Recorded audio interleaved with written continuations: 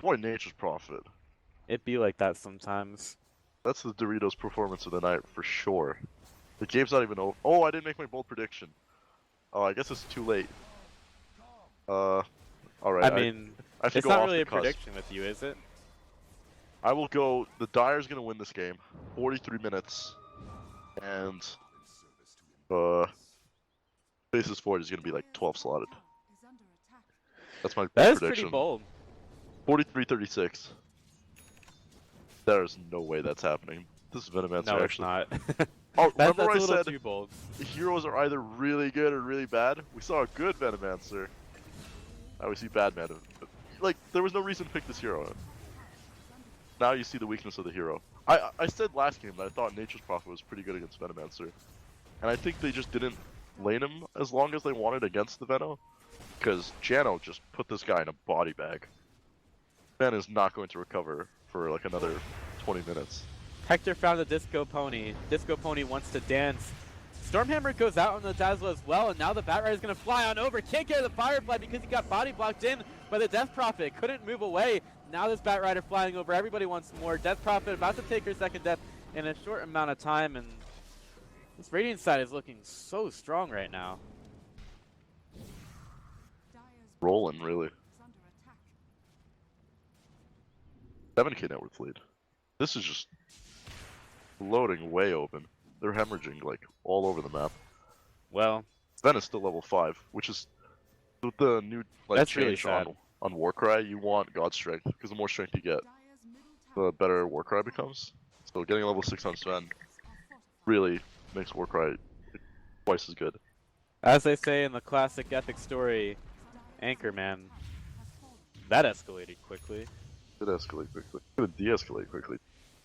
Alright, I'm changing my bold prediction. No, I'm not. I still feel I look at this Disco Pony, I see Boris, I see a man with a dream, and I think he's gonna pull this one out. This Get bold his prediction Atos. brought to you by Doritos. They smoke up as well. You know They're on what a I'd mission. love to Ember buy? Spirit shows up to the mid lane. What do you want to be sponsored by? Forget about Ember, they're not gonna kill him. I know. That's quick. Okay. Oh, Ember's gonna just walk into them. Right from the fog, He maybe? breaks the smoke. And here we go! Oh, Chronosphere. Onto the Ember. He's getting stunned. Almost. oh, that Okay. dash! Oh, wow, he's agitated. Okay. Alright.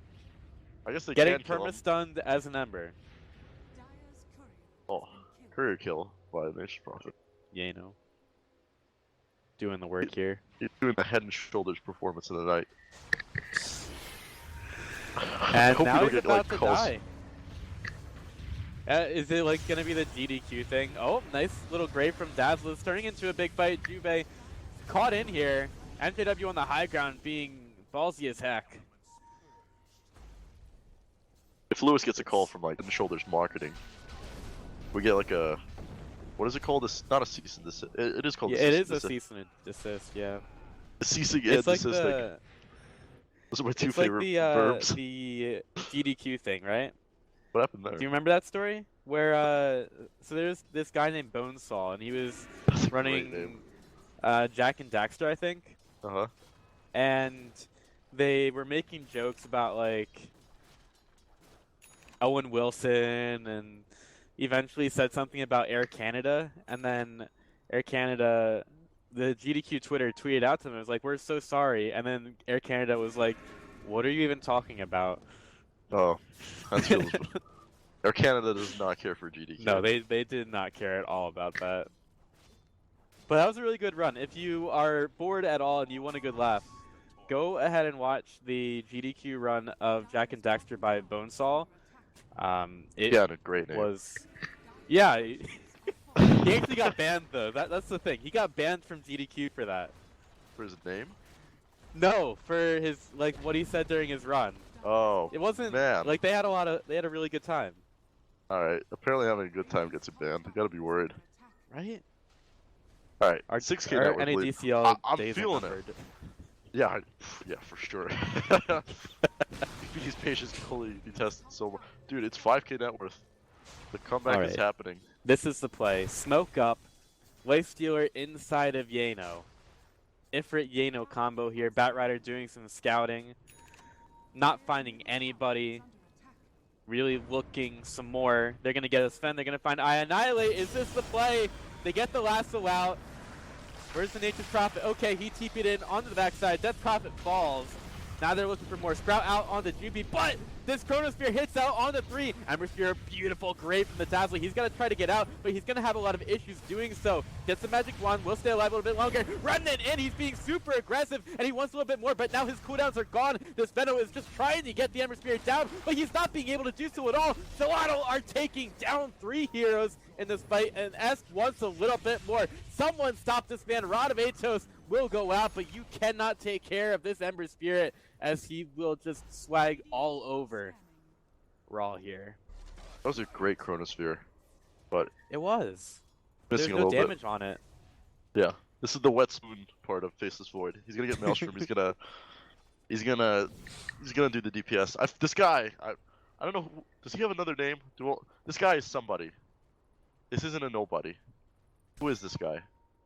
I've definitely seen this guy in my pubs because this guy's a gamer for sure. His Ember Spirit last game was incredible, and his Faceless Void. Annihilate is picking this game up and throwing it into dumpsters. Oh, they're doing it Trying again. to chuck it. After that fight, Yano picked up his Orchid, and he's probably almost got the pop off on the Void. Too good. Now He is Yano just- going high ground. I'd get a tattoo of this guy's face on my arm. You could 'Cause that's how probably good this move. guy is. I'd get a tattoo of this guy's face on my face. He'd be in some trouble. Just goes on in. I Annihilate. Now has to try to stay alive against the droves of Team Xolotl. Ifrit taking some damage from him, but he just deals way too much. You can't stop the Lifestealer, and you can't stop the Radiant side. They might have killed off Yano, but they lost 4 for it, and they are just bleeding profusely at this time. Alright. Imagine he missed toggles here. Ifrit. That would be unfortunate. That would be unfortunate. Oh, Flame Break just knocks Boris away a little bit, but P Kawaii. Ooh! Or he's toying with. That was tight! Some of the things you say, my dude. He's gonna die here. That's a reference too, okay? Oh, Ember, why'd you do it? I think he gave up actually. He was like, I'm not killing this Disco It's too Pony. dangerous. Yeah, let him live. I had a math teacher. I used to be in like academic quiz or whatever. And we would do like competitions every Tuesday after school. And if the points were close going into the last round, he would say that it was tight. That's where that comes from. Right? That's a reference, that literally like 3 people understand. No, literally nobody would know, okay? I'm not gonna yeah, take nobody that. would even from that Nobody class would know. But it's a reference for me. Is this? Oh, long range. Nice dodge though by Esk. And they kind of want to fight here. We've got Lifestealer getting into the fight. They silence the Faceless Void. They gotta pop him. They cannot let him stay alive, and he will fall. Yano in the middle of everything, but he's basically done his job. He's gotten Ifrit into the fight. Yano would love to get away for free, but he's not going to be able to do so. They need to cut down this Death Prophet now, and they're almost going to be able to get it, but Ifrit's just chasing after everybody. He has to find somebody to kill. He's going to lock on to MJW. MJW says, it's time to feel my poison. He's going hella toxic here, and Ifrit almost falling, but Dazzle is going to be there with the saving grace. The Grave going to help him out. Ifrit, he's got to toggle it out, but it's not going to happen. Yano back into the fight. Flame Break knocking the left track around, but he will fall. And now Yano, he's going to walk slow. He's going to feel the pain as he goes after MJW, but he really wants to commit for this one. He's going to go around the backside. He's got the high ground, Anakin. MJW stays alive for now, though. And Yano will TP out. Oh, no. Nope. Worth. Hashtag worth. That's a dieback on Nature Prophet. It is, yeah. Alright. Void's going to do this. Void is going to do this. You have a lot of faith in this guy. I do. You know, blind trust, you know. That's what we're all about here on the NADCL. Giving people that should not be trusted full and utmost power. That's pretty applicable, right? Alright. 6K. It's only a 6K gold lead, so this is really manageable for the Dire side. It was 9K, and 6K in like at 12 minutes is way bigger. So 5k now. This is manageable. This is doable. Does DP have Yules yet? Alright, she does. Alright. Yeah. That had to be like her first item. That's all Oh, she has. But she does I have mean, it. it is a must on Death Prophet. So good with Spirit Siphon, the fact that you heal. Oh, they want this so bad. Going right for MJW. Doesn't even have the Poison Nova. So he's going to fall really quickly. Yule Scepter on the Ember Spirit. And he really wants to go for it as well. Jubei getting caught out. He's got the stun. He's got to throw it. So he just puts it out into S and says, you know what? If I'm going to die, I may as well have a bit of a fight before I go. Ifrit gets the double. Void is still farming. Void is still farming. And they didn't kill Roche. Space created. Manly Lifestealer. He doesn't have Radiance. I respect that. I'm a fan of that. Did he take the damage talent? Alright, yeah, this is a more respectable Lifestealer. The Radiance Lifestealers, those are the real beta boys. This guy knows what's up. Right. I mean, he If does it just it, wants to snack people. Yeah. It's still Lifestealer, it's more respectable though. Alright, 2256. So write that down. Alright, Oh. I noted it. Esk is going kind of ham here. Yule Scepter onto the Stormhammer. That is a bit unfortunate. I think we're gonna kill him anyway. He has his own Yules. He Yeah, almost has Maelstrom. but they had a chance. Like, he didn't have his Flame Shield up. That is true. There's always a chance. So you're saying there's a chance. That movie is good. The sequels were bad. Sorry. Harry. It be like that sometimes. Actually, it's so rare that the sequel is better than the original. That is true. I smoke up behind. Void is going in. Alright. Big plays coming out from this face of Void. I can feel it. Chrono on to like 7. Boris goes up to the high ground and finds out that it's not a good place, but Nature's Prophet didn't really have a whole lot of, you know, push behind him. Chronosphere goes out on the 2, and Yano will just get cut apart by this. But again, Dazzle is there with the Grave. He's going to TP. Oh, it's going to get denied by the Let's Drag. But unfortunately, the Dire side had to commit so hard to this. Boris just ran uphill. It still looks like Raw are doing okay. Godify gets in the fight. He's going to find Esk. They're going to find Ifrit as well. That's actually going to be a full 5-man team wipe, and this 8 just basically means nothing. There's no creeps to get into. The stun is absolutely frame perfect by Boris.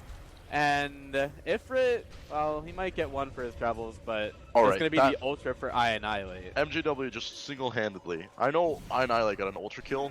He hit a 5-man Poison Nova, and with that Gale talent, look at how many wards there are in that area. My man just pumped out so much damage. Annihilate just was like, yeah, I'm just gonna yoink every single kill. That was a Vena 1 fight for sure. They bought back as Poison Nova was ticking, and they just... I mean, they committed buybacks, but they still got a net worth lead. Even after buying back 2 wards. So, I mean, that 1 doesn't core feel and good. yeah. Alright, I'm telling you, 3k. It's gonna be 40 something. 40 something minutes. Right? I said 43 something. I already forgot the number. But you know, we're gonna fudge the numbers when I absolutely get it correct.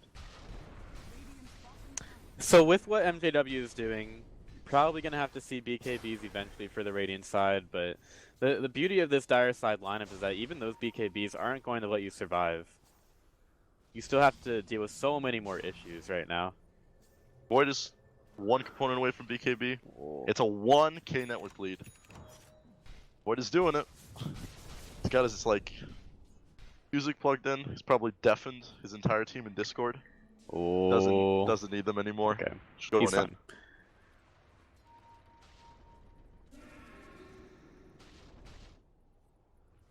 Well, Xolotl still feel like they have the advantage here, but this lead is down to 1k. It's Like, 2k that time now. off the... Okay, this lead Fake- is now fake down news. to 2k. You suck, okay? I do. Actually, Toxic Caster. I You mean, need to I've stop. been praising Nature's Prophet after. I guess it was a different player. They're still prowling on the Radiant. They're Yeah. still looking for kills, trying to find somebody. It's like, you can't see the net worth in the game, so you still feel like you're in control, and they still want to put it onto Raw right now. No, that last fight was really bad. You have like this invisible sense when you're playing Dota. Like, you know, you ever have that feeling when you're winning that like you know you're gonna lose? Like, you always have a feeling. Oh, there's a You lasso. do have a feel? Yeah, there was a It was lasso on the Boris. It was a good just attempt. like Pequai is like, hey guys, I'm over here. I'm ready with the lasso. It's cool. All right. You know, just Greaves almost remind them completed. that he's in the game. Greaves on Venomancer is going to be huge when he gets them as well. He also has the spell lifesteal talent, and it's going to be really hard to kill him. Remember the old Octarine Core Veno? Yeah, it's basically a free Octarine. They smoked up on the dumb. Dire. Oh, what a scan! What a scan by the Radiant. Immediate TP top for Yano. That was Hector. You see Hector booking it with his Glimmer Cape? It's that game sense. Remember we praised his Nature Prophet game sense in the first game before he got murdered? Like, this man knows what's up. He's got his third eye is fully open. Oh man. Boris is committing a little bit here. Yano's gonna do the invisible dance. I bet you Boris knows. He's like, oh man, that Nature's Prophet is probably dancing right now. You know? Doing some kind of square dancing in the top lane. Someone ready for a big fight. He's in bottom now. This guy's all over the place. It's like that bounty hunter game. You just watch the Nature's Prophet and you see all the rat that's going on. You don't really need to see the game, I guess. Alrighty. Game's gonna slow down from here on out because they're afraid of throwing it. Well, we have to get to 43 minutes. Yeah, that is true.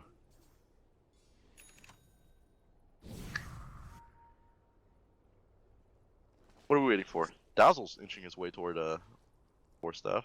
He's got Glimmer and Bracer, so he's basically like 6 slotted. For Staff Gaming. That Lifestealer? was I feel like Lifestealer is really underfarmed. He only has Midas Desolator, Armlet at 28 minutes. Isn't it a strange world when the he's top net Venomancer... worth. What am I saying? Yeah, he's at the top net worth, but the Venomancer is the one that's right below him by about 300 gold. Veno has the GPM talent and Midas. That makes sense. Okay. I guess I'm so used to pubs. People get so farmed so quickly in pubs because they just don't get punished. Get into like a competitive environment. You can't like mimic the same amount of farm, right? It's just not possible. You'll get punished. It just seems lackluster sometimes. I guess he's inching closer. The dynamic has definitely changed a lot here. Like, Xolotl are starting to avoid fighting right now. It's like their captain has come in and said, you know what, we do have some good split pushing potential and we're having a tough time taking these fights, so let's just try to slow the game down and push these side lanes. Yano is gonna die. They know exactly where he is. Yano basically knows that he can't get out of this one, so he'll do as much damage as possible, but will fall. And Ember, you just saw them here. Okay, he's fine. I was wondering a little bit. That was a scouting mission, if I ever saw one. They had buyback on Nature's Prophet, so sometimes it's really good to force an engagement where you think it's going to be a 4v5 like this.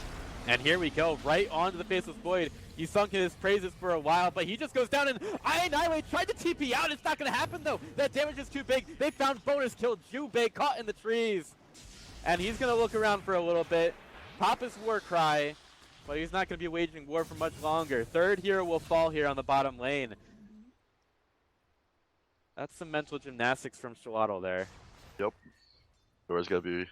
I guess Nature Prophet didn't even need a TP, but that's like a common play. You have a global hero, like Spectre can die, buy back, and then haunt on in the late game. The really common play. They need to back a little. Oh! Alright. Disco Pony wants a Nature's Prophet. He's out of there. Yep, see ya. But they want to go back in. TP out, TP in. Nature's Prophet all over the place. He just needed some space. Needed like 2 seconds to himself and then decides, you know what, I can take this Disco Pony thing. Alright, Radiant's playing with a little more gusto. They lost like 2 fights in a row. And well, the thing is, they know that the Void is down. He didn't have buyback. And they take a tier 3 for it. Look at Dispen's items. I mean... This is like super sad boys right here. That's the life of a pause 5. Oh, they find the Nature Prophet. Yeah, they do. Yule's Scepter. He gets a silence off in time, though, and Yano is going to go for some jukes. Nice Sprout. And he's not going to get touched by the Venomous Gale. Can he get out? A little bit of help is arriving from the Dazzle. Still getting chased by MJW, but Playing with fire. Alright, good escape. yeah. Got to play on that edge.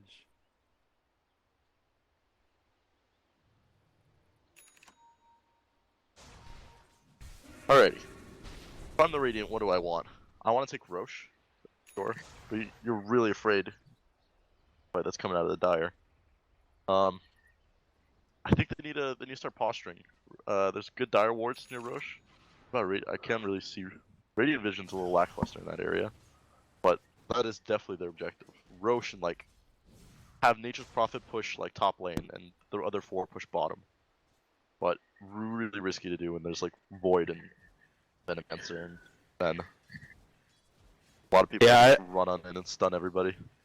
I'd really like to see the Radiant establish more vision around the Roche pit, because you feel like they have a lot more control over this map. They've done a lot better in the side lanes rather, keeping those pushed out.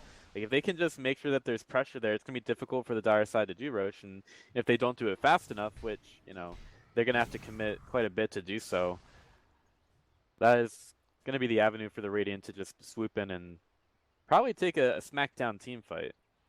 Yep. Ember Spirit has a Aeon Disc, which is a solution to Faceless Void, which is good. He's going for Octarine. I kind of would have liked the BKB, not gonna lie. I still feel that if you get disabled by a +5 like Sven, or you can just get totally taken out of the fight by Leshrac because he has a lot of lockdown right now with Yule's Rod of Atos and Split Earth. But, playing a little greedy. Because that's what you gotta do to win.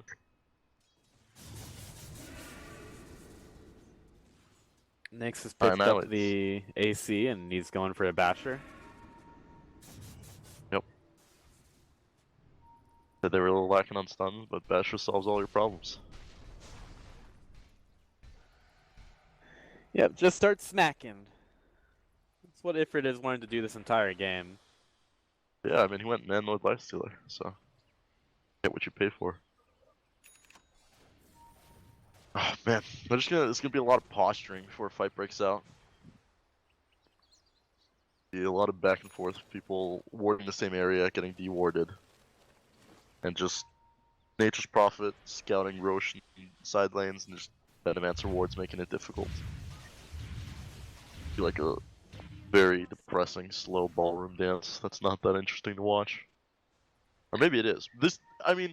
From a player perspective, this is the most stressful part of the game, because this is where higher level teams will just outmaneuver you. And like, it's sometimes you just draft better, right? And you get, even a weaker team can win lanes handily. But like, good teams, in this mid game, where they dominate.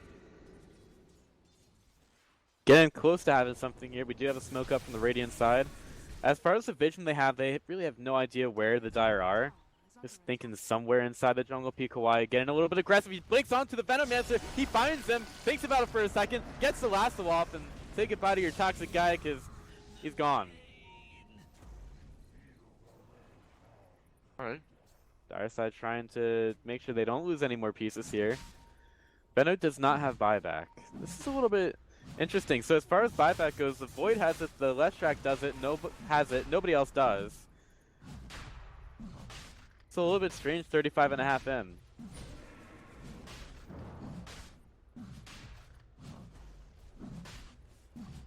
Yeah, I feel like that urgency is there too.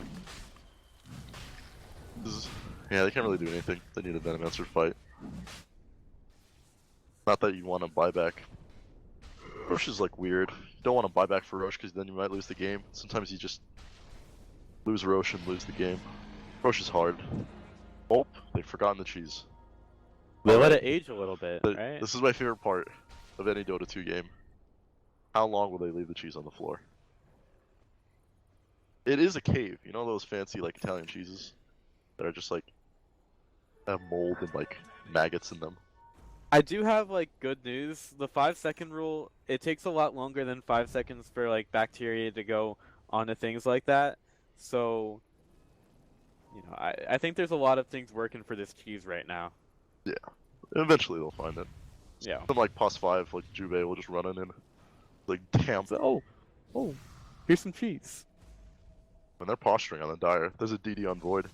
Oh, Boris Katz is out the Bat Rider. And a free Ifrit as well. Ifrit forced out, says, alright dude, you're not really good enough for me, and Boris goes forward, thinks about going in here. Rage is popped a little bit early from Ifrit. They find the Batrider in the trees, PKY in some trouble. Scavify looking for a good chrono, but he's not had to use it just yet. Batrider is completely caught out, trying to put out as much damage as possible. Glimmer Cape, use chronos there! And now this, yep, Dazzle will grave the lifestyle. Meanwhile though, something's happening, guys. Something's happening inside of the Dire base. There's a tier 3 tower being pressured by the Nature's Prophet and the Ember Spirit. They decided to not show up to the fight at all. Then gets on in, going after Yano. Godspring pop, BKB, get this man out of here. Someone's got to stop his dance. It's not going to happen. And Eskis decided to stick around as well. Yule Scepter is there. Boris is there as well, and he's just going to go away. This is such a strange fight. The Batrider is the only one that's gone down so far. And Ifrit, he sees MJW, who decided to stay late at the party. And that will be the Venomancer falling as well. Still got the Gem in the trees. What an interesting decision there from the Radiant side. The Radiant played that really well. They didn't even lose Aegis. Void got a little hasty with the Chronosphere. Can't like, if you don't catch Dazzle and he's gonna get graved, right? And he has Aegis. It was really good positioning. He's not been worried about the Dazzle this entire match. Yeah, but I don't know.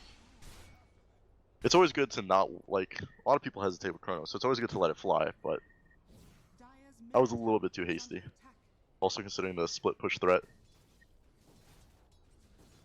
And the good news is they didn't take the tier 3 tower. It's 700 health, but it's fine. Still kicking. Yeah, I mean, this game's heating up. Game is heating up. There's a lot that are moving around the map really well. I mean, I'm always excited when we get a PKY or PKY into the base. I'm always excited when we have a Xolotl game. It's always super spicy, and that gank was spicy as well. PKY gets in, Ifrit goes ahead and gets a dominating streak, and there's a little bit of harass going his way to try to slow down this push onto the racks, but there's nothing really they can do to stop this melee and range from going down. Even though the Death Prophet does have buyback, unwilling to use it here. Lifesteal still has Aegis. Don't want to really commit on that yet. Come on, Faceless Void. I was giving you such high praise. So you said Dire side are winning in 43 minutes. 47. 47. Right. I don't know, man. You agreed with 43 before. Ifrit, nice trade. Avoids the Stormhammer, and, well, it's a nice chrono. Hits on the 3. Can they take down the Batrider? Nice grave again from the Dazzle. They just haven't worried about it at all. Ifrit, Aegis is popped. Now, what can Raw do after this one? They're going to get the stun out onto the Lifestealer. Ifrit going down, surrounded by all the spoopy ghosts, and he'll fall. Both have buyback. That's a good hold from the Dire side there. They have to expend the Death Prophet buyback. And DP ulti, so they can't fight for 2 minutes. But it was a necessary stop. Hey, is this cheese still here? Oh my god, Jubei. Come on, Jubei. Into the pit. Into the pit, my man. Does he smell it? He's lactose intolerant. Come on, oh my Jubei. Gosh. Come on, man. I'm gonna find it. I'm disappointed. They'll find it when they start scouting next roast, that's for sure. There's a tier 1 still. Tier 1 is still up in the bottom lane, 40 minutes in. That is true. Oh, Yano finds the spend. That was a good first hit, and oh, he's so dead. That death's still going to work. Bloodthorn. League of Legends caster. Sorry. Bloodthorn. I'm sorry. That was just not necessary flame. I don't. Okay, so for the record, I only observed that game. I don't cast it because I can't really deal with. Broke my heart that day. Yeah. Sold off to the dark side. Hey, they gave me a lot of money. Like, a lot of money. A lot of money. It was... I actually just got paid out from that. Feels good, man. Oh, BKB TP out! Yeah. Batrider. Batrider comes in, slams the door shut. Oh, that's a dieback. Oh, this is huge. Oh, it is. This is big. He's gonna suck everyone off. But, but he's done. Yeah, he's done. Alright, they need to hold for over a minute. Not sure they can do this. I don't know why I thought the Nature's Prophet had a death, so that's the Lifestealer. Oh well. It is red. Idiot caster sees the color red, doesn't know what item it is. What a jerk. What a jerk. I don't think they can defend. I'll tell you that for sure. Unless Venomancer puts up biggest wall. Venomancer becomes Donald Trump and somehow manages to build a wall in the bottom lane. Oh, Doesn't really look like it's going to happen. MJW getting a lasso back, pulled back into a really bad situation. The Sven tries to slow things down, but all he's going to hit is a BKB Jano. Yano. I'll make a decision eventually on his name. Benno immediately buys back. Boris runs in, but hey, dude, that's the sentry ward that's outside the base. And the Ifrit and the rest of the Radiant side know exactly what's going on here. Looking for the Chrono. He'll hit it on the 2. Now this is where the Dire side has to go to work. The Brave goes out. Ifrit will actually just fall over in the bottom lane. That might have been a little bit of a strange decision. S gets out. Lifestealer buys back. He said, hey, Nature's Prophet, we could do some work here. He wants to get, well, he doesn't have the Infest, so he's just going to stare at the Nature's Prophet getting on in. But Jubei, he'll fall in a little bit, even with the Guardian Greaves going off from MJW. And these buybacks seem to have just completely broken the Dire side. Sven will get back in the fight, but there's just way too much going out here. Leshrac goes up into the sky. He's still got the ultimate going here, and, well, the lack of mana on some of their heroes is going to mean that Xolotl will back up for now. Maybe waiting for the next wave.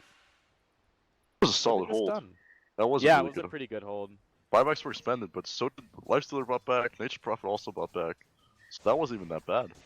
But yeah. If you're the Dire, you were incredibly happy with that hold. I like the restraint from Xolotl though. Like, they could have just gone right in. It was very clear they wanted to fight, but here they go once more. Out onto the Death Prophet. Where did her health go? She's gone. She's dead. And they're just not able to have this Death Prophet alive for more than 30 seconds, it would seem. S getting caught out. Scoutfly gets in the fight. This Ember Spirit does have buyback. Blows being traded left, right, all over the place here. Everywhere but center. Really wants to get in. Yeah, left, right, everywhere but center. Liquid are not doing it quite yet.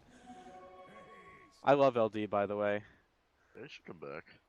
Then he's like a family man now, but I would love to see like an LD. Oh, he's gonna what was the combo? LD winner. How long did it take? 6 minutes. 6 minute cheese there. That's good fermentation. Right. That's a quality HT. No, but real talk, I want LD Winter to come back. Or like to be a thing. I feel like Winter...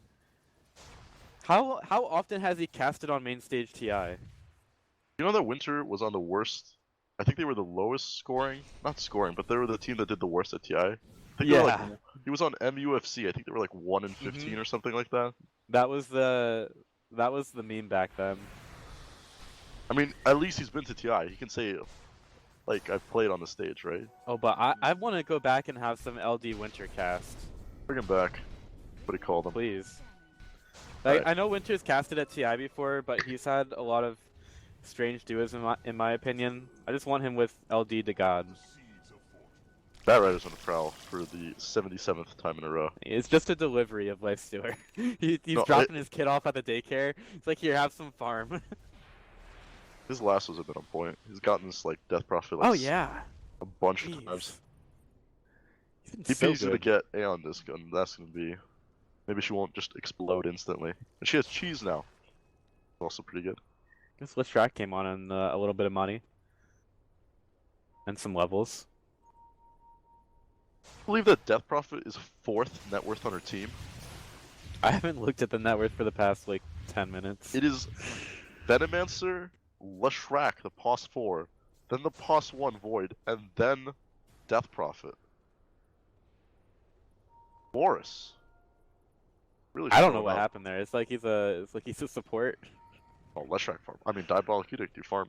Leshrac, if you have the mana, you just farm infinitely. Yeah. And he took the right talents. Annihilate. Oh. He's got a cheese. Dude, Lesh took the right talents. The armor talent. Proud of him. And the strength. All the right talents. I'm really proud of this guy. Oh, they scanned Roche. Are they just gonna smoke up for this? They are. Oh, it's gonna be a big fight. But it's going too fast. Is it? Yeah. They're not gonna make it it in time. Well, they shouldn't. Alright, let's see who picks up what. Everything's on the ground. Aegis goes on the Ember, and this is a big fight because the Bat Riders already got the lasso. All 5 Dire heroes are just sitting there, and it looks like Xolotl, they don't really want to get involved here. That's a little bit strange. I feel like they could have... I guess they do lack a little bit of AoE, but they probably could have done something there. I think that was the right play. You let him die. You got what you wanted. You got Aegis, you got Cheese. You don't want to be forced into a choke point. You don't want to run up the high ground and just like all die to a Chronosphere. I think that was good restraint. I just want to see him fight. I came for some battles, alright? Yeah. I didn't come to see teams run away from each other. That's some EU level. Yeah, we're here for PvP, not PvE, Yeah. that's for sure. Right? But Boris is just Look at this guy. running He's in. a scout. Yeah, I mean, man on a mission. Can he even kill this guy? Oh, he's gonna Big. definitely. He's gonna force out. Try. Diabolic Edict does a lot, but the Aeon Disc is there to help an Ember out, help a brother out. It's He's down fine. for 80 seconds. Maybe he finds him. So he probably didn't expect that Diabolic Edict to go that long out of Atos, but Yano has now arrived, and there's going to be that Nullifier. That's a dieback? Dieback, but he still has dieback. No. He has dieback. He has it. Yeah, he has the dieback timer. No, he doesn't. 120 seconds? That's just because he hasn't died since he bought back, so he still has the Right. So he has the penalty. whatever. But yeah. All right. You know what I mean. We're on the same leaflet. All right. Leaflet. That's not big enough for both of us. I'm kind of thick. I Not don't gonna read lie. anything but picture books. Want to point that out. All right, Venomancer is back. Again, he does it again. Goes up to the high ground, gets the lasso, but now the Venomancer, he's actually got something to work with here. He had the Aeon Disc. They will get the Chrono Spear, this time onto the Ember Spear, who had the Grave on him. They should probably try to get this here. He will get the Remnant out. Beautiful, actually beautiful silence on the 3 by the Death Prophet. They really want to chase this one. Batrider staying alive for a bit. Ifrit getting into this one. He's working with this rage, though. This is a very disconnected fight. He hops into the vehicle. The Batrider, can he blink away? No. And Ifrit just pops out, says, yeah, I'm here again, I guess. Look at that damage, though. Still working onto the Faceless Void. Yano doing some work on the backside, too. Ifrit is the man of the moment right now, though. He has to get some stuff done. And Annihilate eats the cheese. Can't really do anything about the Ifrit Lifesteal hitting him in the back. He's just going to fall. MJW hit with the Nullifier once again. Yano has done him dirty here. And they will take that Venomancer down. Ifrit gets a double. 3 heroes dead. Without buyback on the dire side, Death Prophet can buy back. Almost feel like she has to here because Xolotl are not going to leave this bone down on the ground. They're going to chase this bone forever and ever to try to end this game. At least take a couple of wrecks out of the mid lane. Really well taken fight. They kind of got baited in by the cheese on the lifesteal and a really good Shadow Grave. Nature's Prophet and Ember Spirit on the back line just murdered everybody that was behind. They got baited into choke point and they just didn't notice that there was just 2 huge damage dealers ripping them apart from the back. Well, this is Megas. It's going to be Megas on the menu for Team Xolotl. They may back up after this. 3 heroes up. Love that Mega Creep sound. It's almost like this match needed more hype. Not really. The teams are definitely enough here. Xolotl looking for their opening. P. Kawaii is the man of the moment. He's got to get that Blink Lasso. He's going to force Staff, looking for somebody. As the Faceless Void, he BKBs. That's going to be the ghost sign for the lasso, and they don't quite get him down. The Time Walk is there to get his health right back up there. Chrono Spear hits on the 2. Beautiful placement from your hero, Scoutby. They need to keep Ifrit alive. Ifrit says, can I get into you, mate? And the Courier Service is not going to be enough. The Nature's Prophet gets cut down, and Xolotl will overstay their welcome inside the Dire base. Hector trying to leave. He is kind of scared of this Faceless Void fellow. He doesn't have eyes, like what the heck is up with that? And Ember Spirit, he's gonna be fine, but they feel like Raw are overextending. Yano gets into this one. He wants to keep this going. Ifrit says, it's my time to shine. Goes for MJW. Goes for anybody he can hit. But Xolotl, they're having second thoughts about this one. Ember Spirit is stuck in. He's gone down and still has buyback. And he'll do it now. Beautiful silences again from the Death Prophet. Radiant are not looking too good for Wear in this fight, and they're really starting to feel like they have to get out. Esk in the middle of the trees, going for MJW, taking so long to kill him off. Esk is going to fall, though. That's his dive back. Now we're left to just a Dazzle and a Life Stealer, as Wait. Dazzle is invisible. Can he get away? The answer is probably not. Right, nobody Time has Walk is up in buyback. 1. Yeah, nobody has buyback. You gotta Everybody's run been it down using mid. it. You got like 2 minutes to just book it down the mid lane. The one thing that helped Team Xolotl here is that they do have the Mega, so all the while that fight is going on, the dire side still have to be aware that the creeps could push in and just end the game. I don't think it's enough. I think the creep waves were. It was definitely quite a big throw by the Radiant. They just needed to back out of that engagement. They want to end the game like instantly. I don't think. Maybe they can actually get like one lane of racks. Yeah, I don't think the game ends here. No, it definitely doesn't end, but. Or maybe. God, maybe it does. No, it does. No. No, it has to. No, it can't. It ends. They don't Because have these buyback. creeps there's still pressure going in from Lifestealer. No, this game ends. They're going straight throne. Oh man. Okay. Well, tier 3 tower has to fall Refresher first. on DP. This game is over. Okay. Leshrac is Maybe TPing you're with right. Diabolic Edict. This game is over. Lifestealer's gonna try to base race it. It's gonna be a base race. Tier 4s have to go down, and that tier 4 on the dire side, it just went straight down. Lifestealer versus the world. I'm looking both ways. You gotta cross the street somehow. Raw, I think they got this. Lifestealer can't do it, and the Chrono Spear will secure it, but the Radiant Racks, they're getting fortified. Bat Riders back in 8. This is going to belong to Raw Dota as that Ancient falls, and somehow they just make a magic trick and pull it out of the hat here. Okay, they threw. They threw. That just sucks. They played the game, like, they had a couple mistakes. They played that game for 52 minutes and like 30 seconds perfectly. And they just completely threw on. Those buybacks, they wanted to end the game.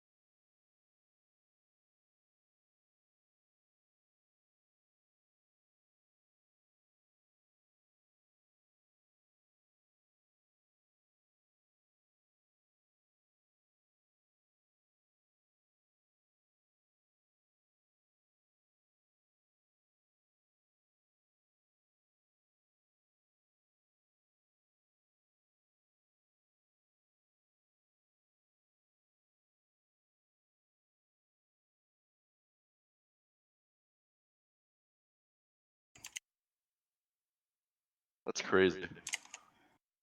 I'm actually like a little bit in shock. Yeah, the team fight before that though, my avoid Chronosphere and Aegis for some reason though. So Yeah, he did that a couple of times. We should have won until that happened too. So mistakes are made. Dota, that's how it goes. Yeah, had a hard time chasing the nations across the map. Yeah. Oh, whew. That was psycho, man. What a yikes. You guys left cheese, or somebody left cheese in the base, or in the roast for like 6 That was minutes. already inside. Yeah, they did that one too. Man, they threw a 10k lead, literally in a second. Alright, sir. What's your standings at in the league right now? I believe we're undefeated right now, 6-0. Cool, okay. So that was close. Yeah, I'm in. That was close. You're going for the big prize, the first place, obviously. I don't give a shit about the prize, man. I just want to beat Team, man. Team needs to get put in their place, man. Alright, I like that. I like that. Sammy Boy really likes me. I'm gonna put that in quotes. And I would love to see them get, a solid second place. Hey, Team needs to get taken down a notch for sure. This white guy, man, he's a psycho. He thinks he's real good at Dota now. He just plays passive exile all day. I actually don't know what he's doing. Oh man. Well, any questions for him? Pythian? No, I'm good. That was a really fun game to watch. I'm glad that you guys were able to pull at the end. And do you have any social things you want to plug? Any shout outs? Nah, man, not a very social guy, And me, man, playing Dota. Alright. I mean, definitely paying off. Who needs social when you win like that? Indeed. Alright. Well, you're around in there. Probably seen the pub too. Hey, yeah, man. Congrats on your win. Thank you, man. Thank you, sirs. Thank you. User disconnected. All right, so that's gonna do it for the interview. Sorry, that was tough. Literally broke my brain. Okay, he literally broke my brain. The fact that I was able to even ask a question. That's definitely like a psychological effect, something you learn in like AP Psych, like about hearing your own voice. Do you remember that girl at TI that she was like rooting for OG or something, and she like heard herself over the audio system and then sounded like she was drunk? That's what that is. Okay, this is definitely like a. Okay, hold up. Yeah, it's an effect. There is a name for it. Hearing your own voice effect. Or do you need to do a quick Google search? No? Yeah, you might have to work a little bit harder than just Googling that. But, it's called delayed auditory feedback. There we go. Yeah. I mean, there you go. The more you learn. It's tough to work with, and that's why sometimes my audio setups are a little bit strange, because casters don't like to hear themselves all the time. But that's just some fun little tidbits for you guys. I want to thank you all for watching that matchup between Raw and Team Xolotl. What an awesome set of games to start the night off of. And the cool thing is, we're not quite done yet. So we still have Team versus Buckler Boys coming up after a short break. So I want to, before we go, make sure that we thank AA Dota for casting with me. It's always a pleasure, my dude. I'm being accused of being toxic in chat, but it's always been a pleasure. And, I've always been a huge fan of my. So the thing is, there was actually no audio on the stream for that either. Oh, so they probably cut in and I was flaming somebody. No, I don't even think they heard you. Alright, perfect. Alright, okay. They probably cut in. I was probably being. I have no idea when it got cut. I'm still reading about this delayed auditory effect. We're gonna keep the stream. We're hijacking it. They made a speech jammer gun in Japan, where it's like a directional microphone that echoes your own voice back. That's incredible. Alright, I now hate the Japanese. Yeah. Like that's satanic, okay? That is awful. Anyway, do you have any shout outs? Follow you on Twitter? No. As always, not a social kind of guy. But damn. I'll shout out Lukey stream. That man's been Do you want to shout out your your comparative Minecraft server? No, that thing went down. Oh. Yeah, it was hard to. Okay. We had like a free IP thing, so we had to get it refreshed every week and just kill the server. It was good while it lasted. Make sure you guys follow him at AA_Dota on Twitter. I'm Peyton Legume. I want to thank you all for watching this match, and we do have another one coming up. Just after this, we will have a new caster coming in, and I hope that you join us for Team Team versus Buckler Boys after a short break. Cheers.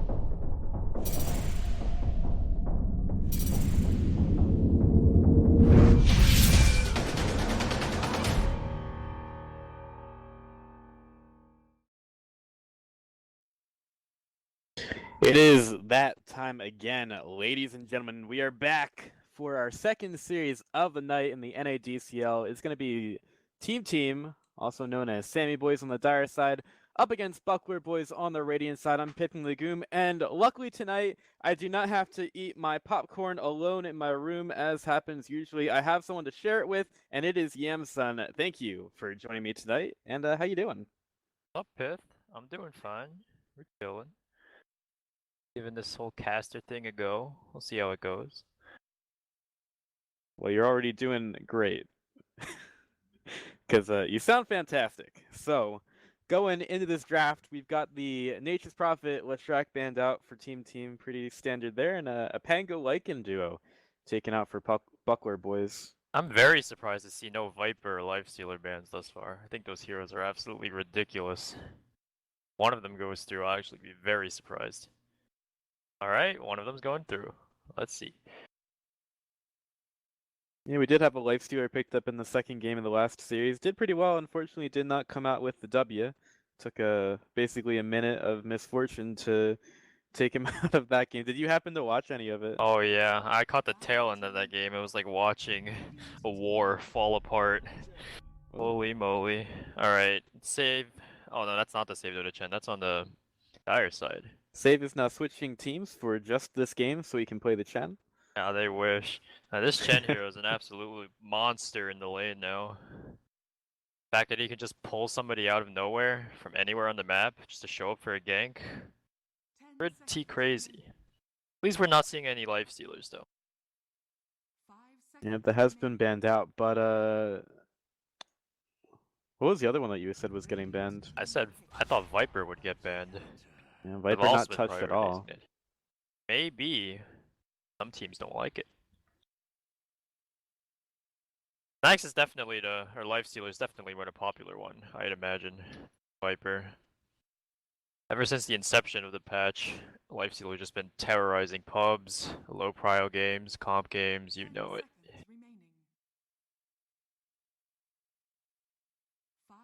Slap a Midas on him, get a Radiance, and all of a sudden, you're this 500 move speed thing just doesn't die. Quite terrifying. Yeah, that does sound pretty annoying and terrifying, like you said. But we do have a bounty hunter out from Buckler Boys, which has been kind of a flavor for NADCL. Oh yeah, this bounty hunter has become like the new flavor pick of the month, I'd imagine. You can just run this hero in so many different positions. It's enormously obnoxious to deal with, because once again, similar to Lifestealer, you're playing in a concept of extremely fast hero. Does a lot of damage and is very hard to kill. It's up there for annoying heroes in Dota right now as well. We'll see what they pick with it though, using a lot of time for the second pick. It's gonna be the Coddle. It's like the bounty hunter is a bully. Like he goes in, takes your milk money, maybe smacks you out a little bit, and then just runs out. Yeah, you wake up, your fruit snacks are missing from your lunchbox. It's like, I hate that. snacks are the best part. Right? What's your go-to fruit snack? Pretty sure I've only eaten Welch's for like the past decade. Well, are you like a Gushers kind of guy? No, Gushers aren't for me. I lived in like a no fruit snack household, so essentially for the past 4 years, it's just been my high school vending machine. It's been supplementing the sweet tooth, and the like only the option in forbidden there fruit. is a Welch's. Yep. Ember Spirit's second pick coming out from Team. Another nice flex pick, can be played as either 1 or 2. We all know that Gunner's a superstar on this hero, so we'll see what moves he pulls out this game. I'd imagine it'd be Gunner on the Ember Spirit, but who knows? Always excited to see what G-God ends up playing. I feel like an Ember Spirit is kind of one of his signatures too. Oh yeah, it's up there. Fast banning coming out here, taking out the Monkey King. They don't want their Ember Spirit to get counterpicked. Monkey King is probably one of the worst lanes for Ember Spirit in mid. So they're like, Dire's like, oh, we get Gunner a good game, you know, it's just over. That's what they're thinking right now. I'd imagine Radiant has something up their sleeve though.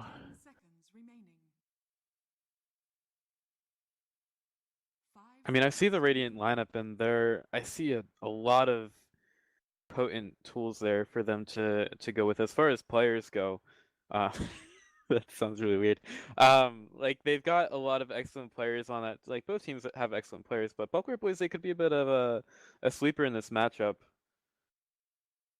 Both of these teams are in the top 4 right now, to my belief. But I think Team would definitely be the favorite team in this matchup, seeing as how they've been together for so long, even taking a minor title for their names. While Buckler Boy is just like kind of the scraps from Grand's team last season, some talent. He got Save Dota. That's my former teammate. I'm definitely a big Save fan. Oh yeah, I And got faith in Save Dota. oh yeah, Team not last place at the minor. Pretty good That Rider as pick well. 2 also gives Buckler Boys 2 flexes, which can be deceptively good for your draft if the enemy doesn't know who's going where. It leaves you with a lot of options. For example, this Bat Rider could be in the off lane or it could be a support, and is like interchangeable with this Bounty Hunter in a way. Well, you wouldn't see a Bat Rider carry, I'd imagine, but everything else is fair game. Yeah, there's always the value in, sort of hiding your cards or holding your cards in your hand a little bit longer just to see, what if your draft has any flexibility. I'm sure I had an interesting discussion about this last week. I'm sure Buckler Boys are very, sure of what they're doing with their draft, but it's interesting to see, drafts from our perspective where we're not really involved in that discussion of like who's going where or really where the teams are at that time. Very true, very true. I really like this Nyx Assassin pickup from Team with almost little to no hesitation. Very good against Bat Rider and Keeper of the Light. Keeper of the Light being that you easily catch him out by stunning him with your carapace when he casts his ulti. And Bat Rider also makes it very hard for him to kind of get out with somebody in a lasso because Nyx can just walk into the Firefly with his carapace and stop Bat Rider there. So very nice pick for Team here, I think. Good for dealing with the enemy's supports. I'd imagine this would be a support Bat Rider, but you'd never know. Ooh. Picking up the troll here. Like you were saying, I do like the Nyx Assassin. It makes a lot of sense against the Bat Rider and the Coddle. Also possibly gives them a little bit more map control as well. Oh yeah. This Team actually has so much map presence right now. They got an Ember that can jump up and down everywhere. They have a Nyx to scout heroes with invis, and they have a Chen who can just pull anybody from across the map. Well, so Team definitely winning the map movement game here, that's for sure. No Nature's Prophet in the pool, but that would also tie up a very scary, you could get ganked from anywhere, literally anywhere, kind of draft for Team. That's the Sammy Boy PA, right? Yep, most likely. He did win versus Gambit with that hero at the minor. Big fan, big fan. I like PA here. PA is pretty good against Troll, I think. Little known fact that if you blur while he's ultied on you, he'll immediately switch targets because apparently Valve's AI doesn't allow you to just focus on heroes when they vanish in terms of using the Troll Warlord ulti. Same thing goes for Monkey King. If you use Mischief while he's ulted on you, then he just immediately thinks that you don't exist anymore and goes and attacks somebody else. Because PA's E has that like half-second linger time or whatever it is, even if there's somebody standing directly next to you, go away. So yeah, I think that matchup is pretty PA favorite, to be honest, especially since without a Monkey King bar, Troll can't really get off a lot of hits on Phantom Assassin in the first place, so liking this PA pick. Also fits Team's high mobility, high momentum lineup, where you kind of just run at people. PA and Ember Spirit can go in together while Nyx handles the backline or something. Team's got a very aggressive draft going here. They're not holding back on the whole casting spells and killing enemies thing. Got a Magnus ban out by Buckler Boys. Also banned out the Elder Titan, which is a little bit disappointing to me. I love seeing that hero come out. Always fun to see an Elder Titan play. Oh yeah, that hero is the king of tri-lanes. Not want to be messing with that. Nice Magnus ban too. Mag PA being a classic, not as picked or banned as much as picked or banned as it used to be like a month ago, but still definitely a threat. Puts you on a timer to win the game, or else PA just kind of kills everything without doubt. Also synergizes with the Ember Spirit well. Slight allows him to do a lot of damage with the Empower. I like that ban. Wondering what Team's gonna ban last year. Buckler Boy seems to need a mid laner, I'd imagine. OD's still in the pool. And they just banned out the Viper, in the Viper, sixth yeah, that's what I slot. thought. Viper would absolutely crush PA's game. Stables the blur and her ultimate. Makes her kind of like weak in fights until she gets a BKB. Tidehunter, also nice here. Removes him as a potential lasso target. You never want to lasso the Tidehunter. Kind of constantly purges the tracks and whatnot. Also, the damage reduction is good versus the Troll Warlord.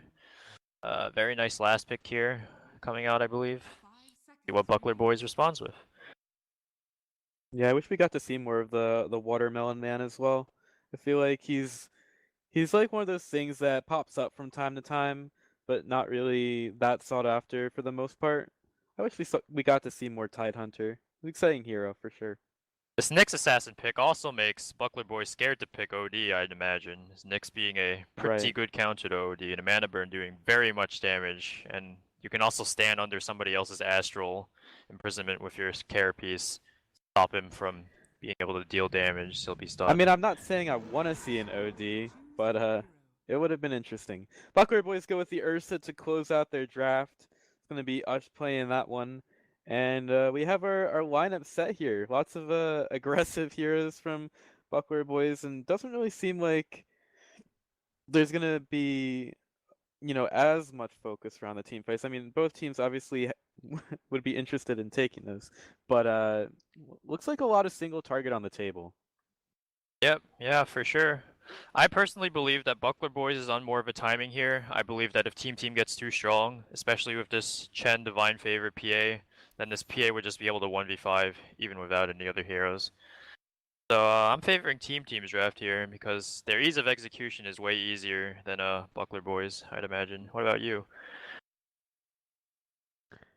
I would like to see Buckler Boys just kind of run up and take heroes out of fights one by one, maybe set up a couple things. But again, I'd have to agree with you, Team. They have a lot more answers for them, and sometimes when you have more answers, you get a passing grade on the test. And this is a test I think they're looking pretty good with. Absolutely. Mid lane matchup though could be tough for Gunner. I wouldn't imagine that Ember's very pleased to be dealing with an Ursa, but I guess it could be worse. Maybe if Ashdota wins mid lane hard enough, he could be a very big threat, as PA doesn't really want to deal with an Ursa that's more farmed than her. Being as once he gets that Blink Basher, it's just a horrible time to be anywhere on the map if you can't see the Ursa on the map. Yeah, for sure. So we got our teams coming out of the base. We got Tidehunter doing a little bit of the backstroke as he goes in through the bottom lane. It's one of my favorite taunts, actually. I think that was one of the first ones added as well.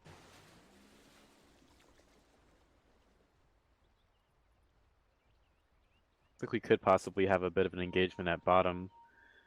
Personally, I think this Nyx is like the big wild card to this lineup.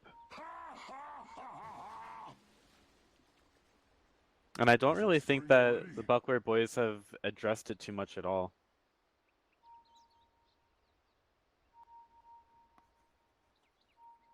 But that's why we play the game, and we will be starting it up in just a little bit here. As far as the wards going down in the early game,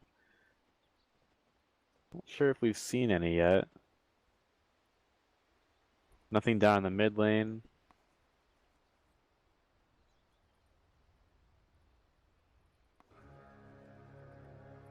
Yamazon is absolutely speechless here. Just checking out these teams as they I get got no set for the idea. game to start. What? I think my mic's like spazzing out. I gotta get this working. Yeah. Alright. Even rune exchange, I'd say. Lanes are definitely looking better for Buckler Boys, in my opinion, from this like 0 to 5 minute mark. But if they don't get like these perfect lanes, I think the game becomes a lot more difficult. So we were interested in the mid lane before the game started, taking a look at the Ember Spirit versus Ursa. Where does the Ember start to be, a little bit more okay in this lane? I'd imagine this like level 1 timing is where you want to be the most aggressive as possible. Ursa doesn't have a way of canceling Flame Guard, and you can see that definitely going pretty aggressive here, hitting level 2 before Ush does. He's looking to make the most out of this lane, and I think he'll stay in lane for as long as he possibly can, right? And maybe when Ursa gets like level 4 or 5, he'll start rotating or just jungling straight up, I believe, because becomes very difficult to stay in the lane after a while. Sammy Boy and Ix Mike might want to be a little bit careful. They know that Bleak doesn't have his Firefly up right now, so they're not as worried about the Napalm stacks, but they do have to be aware that stacking those up eventually can turn into a very easy kill for Oceana and Bleak here. At least Sammy Boy was up to like 9 and after that, and he's lucky that Bleak doesn't have his Firefly just yet. Am I supposed to be stuck on the Ursa's perspective? I can't seem to figure out how to change it. There's a console command you should be able to use, or you could try to disconnect and reconnect. That might work as well. I'll try that one. If not, we'll go for the console command. Sounds like a plan. So we're getting through the early levels here.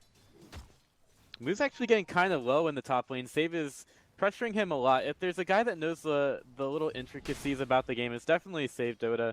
He is what you might call a scholar of the game. Oceana makes his way into the jungle to try to harass Ix Mike a little bit. And I don't think this is really a fight that he wins that hard. He's just there to disrupt the farm of the Chen and make life a little bit more difficult for him. Yep, still can't leave the Ursa's perspective. See, what are these console commands? Oh, actually, there is the first blood. Ursa will fall, so you got to see the first blood anyway. Dang, that is nice for Gunnar. See, this is what I was talking about before. You want to be as aggressive as you can early on, because Ember simply isn't going to scale as hard enough into this lane as the Ursa will.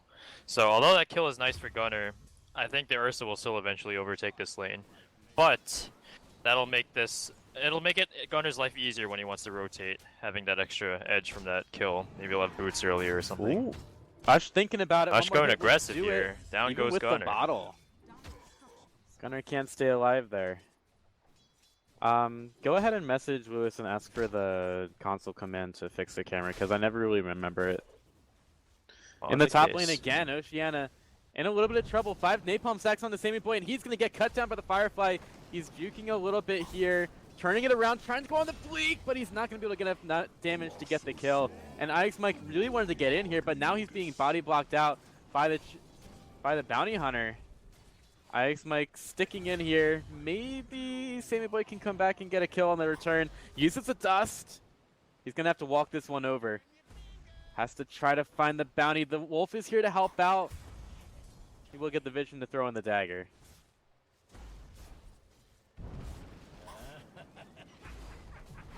And maybe we're looking at a little bit more aggression top as well. Another Firefly used in 6 napalm stacks on Sammy Boy. He's really not respecting this at all. Going over to the rune spot, Ush, right next to Gunnar. Trying not to get juked too much here. That's a delivery for the Ursa. Not going to get shackled. So at least forces out that ability. But he's, again, being aggressive here. Not letting Gunnar back into this lane. He's ready to do a little bit more damage. Maybe going a bit deep here. A wolf is coming to block out the Ursa. Some nice rotations by Ix Mike helping the mid players stay alive. But now there's more napalm stacks on Sammy Boy. Gunnar gets into the fight. We've got the easy carapace from Moose to be able to get the kill out into the Bat Rider. And Ush is here as well. So maybe... Oh yeah, Team will get the full surround on him. They have to be careful of this big angry bear. But Gunnar is fine. He has a complete handle on the situation. And the rotation goes completely wasted for Team there. Or actually the Buckler boys, because I'm boosted. Alright, my perspective issue seems to have been fixed, so we are golden here. We are back in business. Well, unfortunately, the Bounty Hunter is not golden. He'll fall in the river as well. Yeah.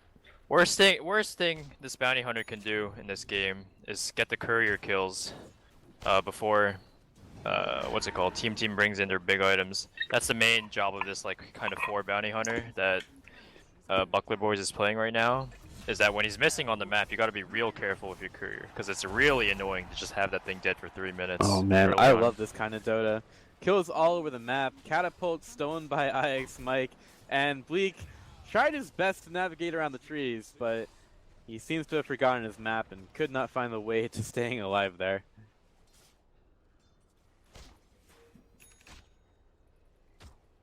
Also note that the Siege Wagon wave in this top lane, IX Mike and Sammy Boy, big wave here, and they are prepared to deal some substantial damage to this tier 1, which I imagine would be going down this level. Yeah, 2 divine meanwhile favor though on in the catapult. mid lane, oh, the beautiful impale by Moose helps Gunnar to deal a little bit more damage here.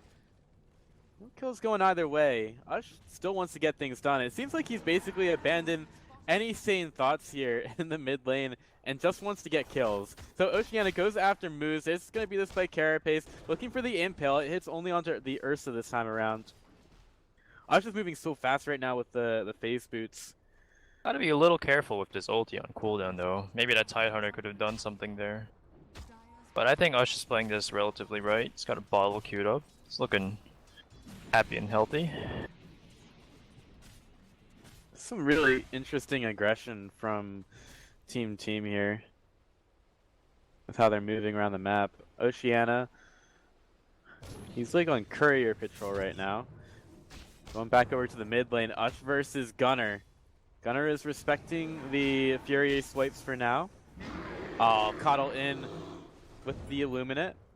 Very interesting ulti from Ush. That much. Maybe Gunnar could have Both turned it players around there even. Playing so close to each other right now. Bleak gets the kill on the Moose in the top lane. We've got even more aggression on our hands. Ush chasing after Gunnar. One more hit will do it, but Ush needs the vision to be able to do it. And he cannot find Gunnar. He's going to hang out in the trees, looking for one hit to get the win. Light in 3 seconds. Is he gonna get it all? Fast bear. Got kind of short range on it. Ush really... He's still looking for this kill. God. And TP out eventually. TP right over to the shrine. Get some efficiency there. Props to Buckler Boys for somehow managing to defend this top tower though, and they've moved the troll up here. They're like, we're not letting you get these towers with your wagons. We're here to play the fucking fight you game. And Troll Warlord's got a Vlad's queued up this first item, which is not something you see much, but it definitely indicates Buckler Boys are looking to group up earlier Ouch. on. Save Dota, getting pressured, getting sent right back to the fountain. So while they are doing their best to try to keep these catapults from going to work in the top lane, unfortunately they're still hemorrhaging a couple of heroes. Brax spits onto Oceana right next to the shrine. Don't really see a kill coming through here, but Brax has basically got his run of the whole map at this point. Gonna be tough to take down this watermelon. In the top lane, Versailles getting caught up Ooh, on I the think infield. Brax is Nice dunzos. blinding light by Save. That's going to allow Versailles to stay alive. Ush takes down Brax inside the jungle, and Versailles starts to turn things around. Carapace makes life difficult for him, but yeah, that shackle is going to eventually take him down with the kill going over to Moose. Save getting chased down. Gunnar has been uncorked in top right now. Still chasing after the bounty hunter. They should know that the shrine is not available. At least we know that it isn't. Yeah, and this is what this Ember Spear wants to be doing. Doesn't want to be anywhere near this Ursa. He wants to be killing heroes, forcing rotations, everything that he can stay away from Ush right now. Ush is Wild goose chasing chase after going Gunnar on in the again. mid lane. He's like, yo, I haven't seen you in a while. Like, come back, dude. I just want to say hi. But parting Essentially, we're swipe. committed by IX Mike for a bounty hunter, and they'll use a dust as well. So they really want to get in here. He pulls the Nyx in, and that's going to be the impact. Look at this rotation. Like, that is the power of team right now. All of a sudden, everybody's in the top lane. And Gunnar is...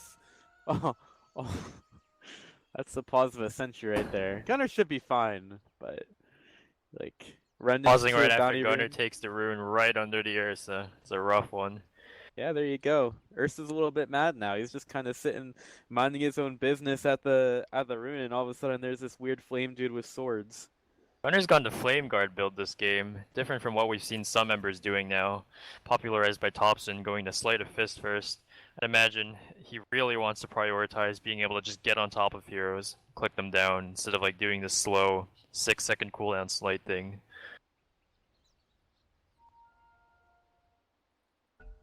Well, Gunner commits a grand theft bounty rune right under Find the an eyes arcane of Ursa. rune.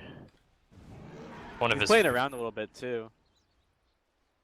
He's making sure that he gets his bottle charges out. Yeah, that's one of the best runes you can get on Ember Spirit, I believe, other than haste. Because it just lets you get off so many spells during a fight, and I imagine with this next rotation, he's gonna be farming with it. Getting a lot of stacks up on him. Like, he's having a difficult time getting close to wave right now, and Ush is thinking about chasing him down. Arcane Rune popped, and Gunner doesn't even get a chance to do anything. Ush seems to be pretty happy about that. Gunner not respecting the Ursa there, playing way greedy with that Remnant usage, trying to bait the Ursa in closer to his teammates, instead pays the price, when I think the Ursa would have probably died there, I'd imagine, if Gunner gets out there. Yeah, unfortunately the aggression was a little bit unmeasured there, and Gunner did not respect it enough. Brax hiding out in the trees, has his Ravage available. Gunner's Ush here is as well. hungry Ush for is blood. looking for him. Ush smells Gunner. He's got his number right now, and he's going to go right for him. Brax is going to have to use the Ravage soon. There it is. Onto Ush. Now, can they take this bear down? They need to put more damage out onto him, and the rest of the Dire side are arriving into the top lane. Ush trying to get away. Impale is going to stop him right in his tracks. It seems like he had 0.1 seconds before he got that up. Now, Mercedes wants to play. The Radiant side are here. They know the Ravage is down, but what can Moose do? Can he come out with some big abilities? Impale is up in 2 seconds. He's going to be burnt down and doesn't even get a chance to get it off. But Team still want to fight here. They still feel like they've got some stuff going on, and they got some damage from Sammy Boy. Sammy Boy decided to focus down Bleak because Mercedes, he's going to use that ultimate anyway, so it's not really worth it to try to go after him. Sammy Boy really wants to get this Bat Rider kill. This would be 4 heroes dead on the top lane, and Team taking a big advantage out of the fight. Sammy Boy goes right after Bleak, and that will be the 4th kill in that fight. Already see Sammy Boy's got a Hand of Midas queued up. He's like, alright, we're gonna play this game, Buckler boys. You don't beat us in the next 20 minutes. It'll look pretty rough for you when the PA comes out. 6 slotted items. Sammy Boy, as always, getting that efficiency. I feel like the name of Buckler Boys is kind of like, you know, you could name yourself after like Divine Rapier Boys or something cool like that, but they're very modest. You know, they're naming themselves after a buckler. I gotta respect that. Buck was a very underrated item, to be fair. Yeah, for sure. You know, usually you see it going into like mech almost instantly, but 2 armor for the whole team. That's value. All right. Gunner thinking about getting a TP out, but he's going to get pulled right into the Roach pit, and Roach says, I'll slap you down too. He gets a Sight of Fist out. He will be able to Remnant away, but he will eventually fall to Bleak. He just chased him down. The scouting was there for Team on the Roach, but Buckler boys, they're probably going to take this guy down. Still Love have this some play aggression from going out with the Buckler catapult. boys. Knowing the Ravage is down, they're like, we'll take this Roche. But can the catapult seal it? Can Cardi be a hero? Probably not. With the amount of damage that the Ursa puts out, it's just not really going to happen today. And Bleak makes a nice M in the mid lane with this flame. This is pretty cool.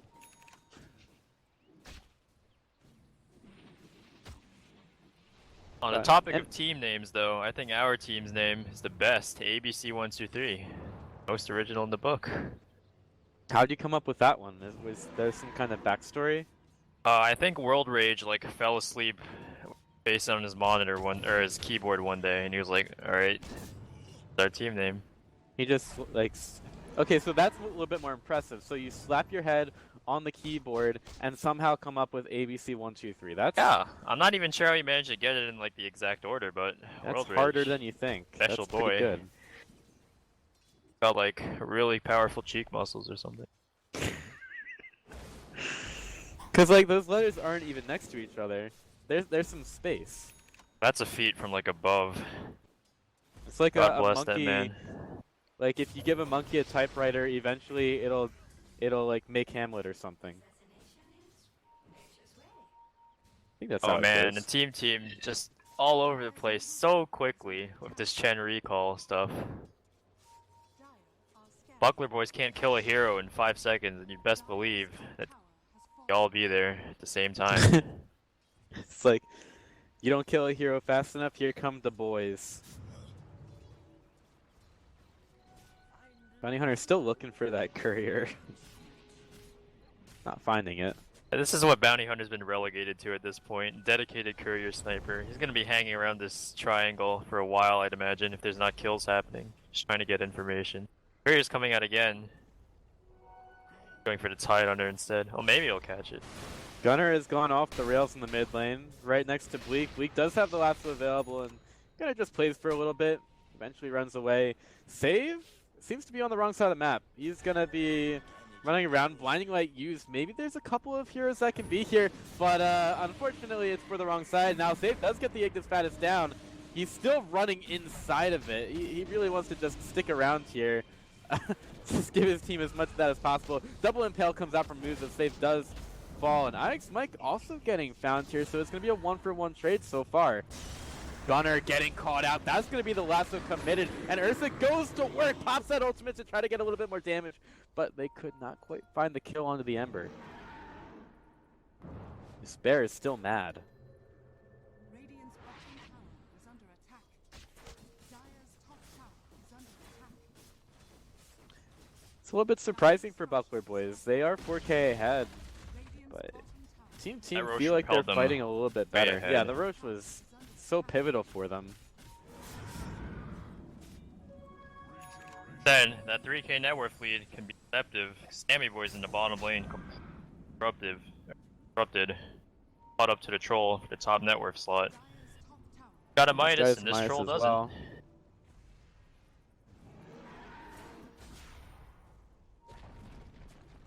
Bounty Hunter is very deep. So is Moose. Sentry Ward goes down. Save has been, pretty alright with getting those down when the Nyx is around. But unfortunately gets a little bit late there. And Sammy Boy, he's perfectly okay just farming wherever he likes on the map because he can be brought in whenever by Team. He's just, it's the boys right away. Oceana getting caught in as well. Ravage as soon as the Ursa gets back. So this Aegis has been practically nullified. Bounty Hunter to fall. Us, he's getting some damage done, but I just don't know if it's going to be enough. Moose about to fall. He's going to get burnt down by the Firefly, but Bleak, while he's going for the cliff, tries to TP away. Where's the... Nope. There's no stun, so he will get away. Right side, they didn't lose the troll. Happy farming.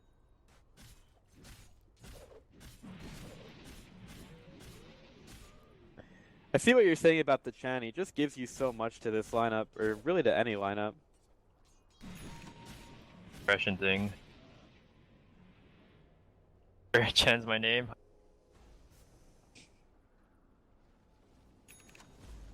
I wouldn't mind seeing him not get banned out more. It's kind of exciting just seeing everybody start popping up in a lane. I disagree with this Midas purchase from Basher or B.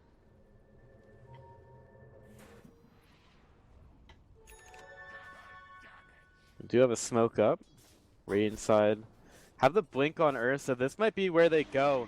Yule Scepter with the Ignis Fatuus on top of it. Gunner trying to get away, but he's getting slept, and Ursa is perfectly happy to start slapping him. Ush going right for him. Gunner, another remnant away. Sammy Boy into the fight. Maybe the Radiant are chasing a little bit far, but remember, that's a double damage rune on the Troll Warlord. And Bat Rider has found his lasso, finding Moose, taking down the Nyx. Let's see what they think about Sammy Boy now. Save going for the big blast. Hit Sammy Boy, and they need a little bit more, need a little less evasion from Sammy Boy here. And he continues to move away with the blinding light, actually moving him Pushes him closer to away. his team. But now Ursa's still going here. It was actually a good play by Sammy Boy to get that blink over because, the blinding light was okay if he hadn't blinked before that. Maybe Now if the Sammy Radiant Boy side, wanded there, he would have been fine. right. Fine favor regen Nice, helped him out beautiful to live so sleight long of there. fist. Into the shackles by Ember. And maybe the Radiant side are a bit far in, but Ursa continues to turn things around, and nobody's taking care of the bear. Someone put him in a Instant zoo. tip. He was ready. Holy moly. Tips in the middle of the fight. Ush is, definitely going ham here, but maybe it's time for his reign of terror to end. Finding light, making things difficult for him. So does the Urn, and yep, the Impale makes sure that TP is stopped as well. Ambitious, Steve. You miss every TP you don't use, I guess. One before that the was, TP is over, or the cooldown is over. That's a TP. Interesting fight. Ends up being, you know, fairly even at the end of it all. I feel like Buckler boys were a little bit too aggressive there. But I think Buckler boys know they've really got to be making those kind of plays. So I kind of agree with the mentality of they just got to take these fights while they're up ahead before this PA gets out of control. They're doing a pretty good job of controlling teams. Radiant's middle tower has fallen. Yeah, they're doing fairly well. Like I honestly didn't expect that much from Buckler boys, but they made a series of good decisions to make sure that they kept themselves in a good position with this game. Once this troll gets his beak, he fall up on anybody. Sammy Boy and the Bounty Hunter? Sammy Boy doesn't really seem too happy about being tracked. Maybe the Nyx Assassin finds him. Nyx does have the Dust of Appearance, and I believe this is where your Bounty Hunter dies. I already know Sammy Boy's calling like, yo, we got a problem here, boys. We got to deal with it. Oceania. A lot of deaths this game. Job as a scouter. But Nyx has died more, actually.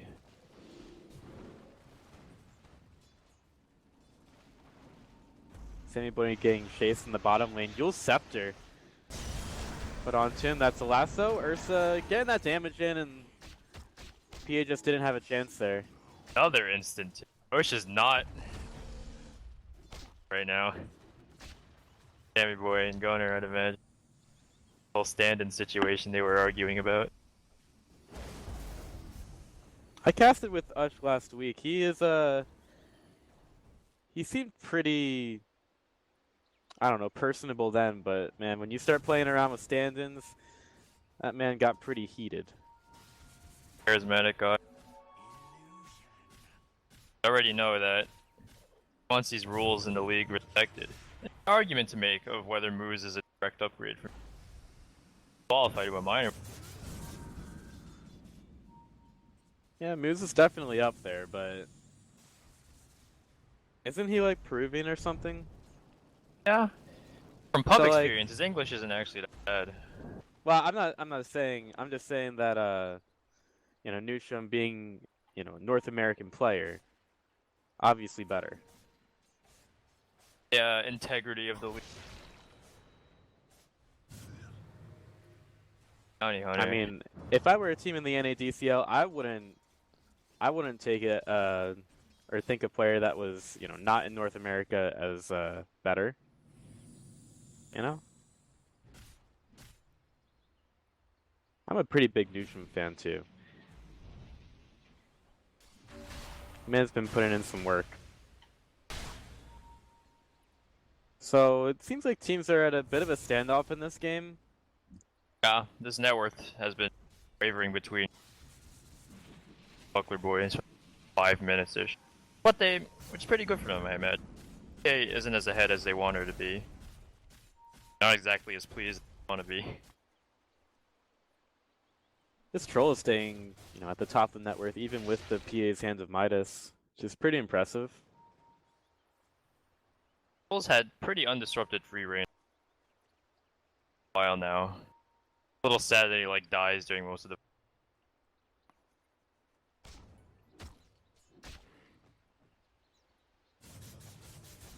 Well, looks like teams have gotten the memo that maybe they want to start fighting 3 heroes from the Dire side on mid, 4 from the Radiant. Roshan is up. Now there's gonna be a lot of tension in the area.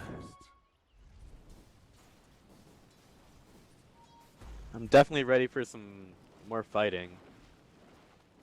I want to see some Roche pit fights. Whoever gets this Roche is just gonna win. Well, that's one piece of the puzzle already there.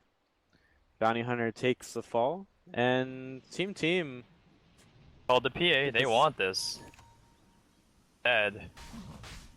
Yeah, they Side start of the bringing Dire her doesn't in. have any BK beat though. They get caught in this coddle ulti. Could be still bad news. But Nyx Assassin has found save. They do have vision of him. He is sitting underneath the sentry ward right now. But they're actually going to watch Ush go right on the gunner. That's a scary moment. You got a big bad bear going after your Ember.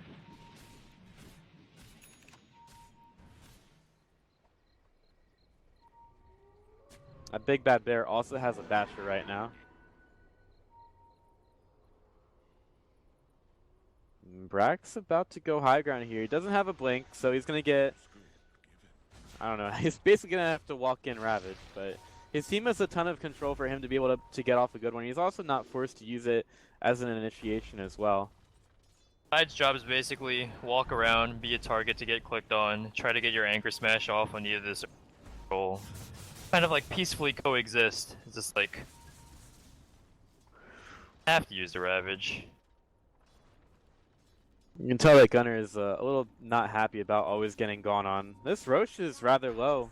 Cardi's gonna scout it, or actually won't even get a chance to be able to. They're gonna get this. Cheese Roche just falls. Cheese goes onto the troll into the backpack, and maybe we're ready for a fight on the backside. Teams seem a little bit unwilling to go for this here, but oh, beautiful reflexes from Gunner. As soon as the bear blinks in, Gunner just knows that he has to get out. Moose pretty far up. There's a sentry ward immediately into the lasso. And that's some Spidey sense right there. Oh, the catapults. Yeah, Troll not a big fan of those. And oh, Ash continues to go forward here.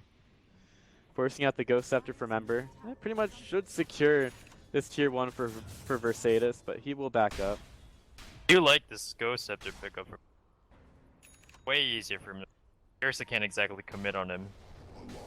Jumps on him with an ult, unless he gets a bash off.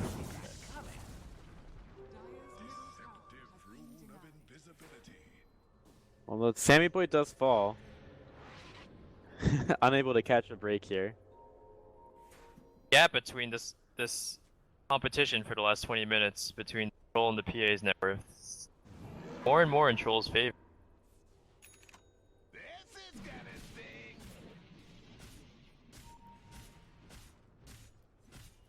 But both teams definitely very respectful, well, somewhat respectful of each other here.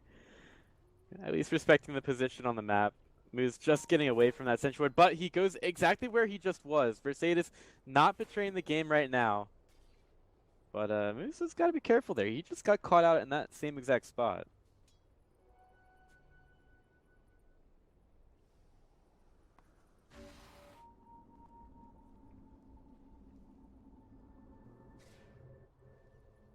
Almost have a Blink Dagger completed for Brax, so the initiations will be a little bit better for this Tide.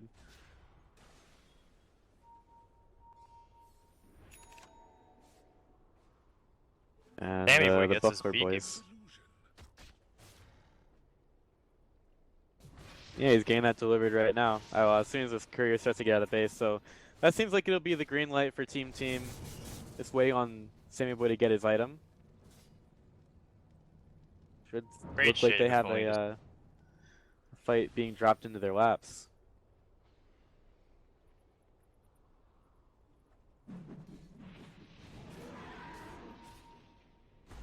I believe they knew that Moose was there. Getting the Yule Scepter out onto him. Ush not going right for him is probably a good choice. Oh, beautiful stun by the Centaur. Getting a little bit lucky to get Ush there. Flame Break will knock Moose around, but they would really like to get this Nyx Assassin. Another spike carapace. Meanwhile, Sammy Boy taking kills on the backside right on the save. Support's getting punished here for Buckler Boys as they probably chased a little bit too far. This is that point where if you don't deal with this PA, really hard to fight without this Xolotl ulti. Alright, we don't want smoke.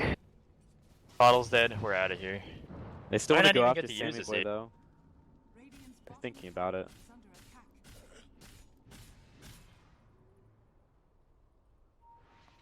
Let's see how much time is on the Aegis. About a minute and a half. See, this PA's been leading in level advantage compared to this Troll Warlord. Closer PA gets to the level 25, more team are feeling good about this game. Dagger talent.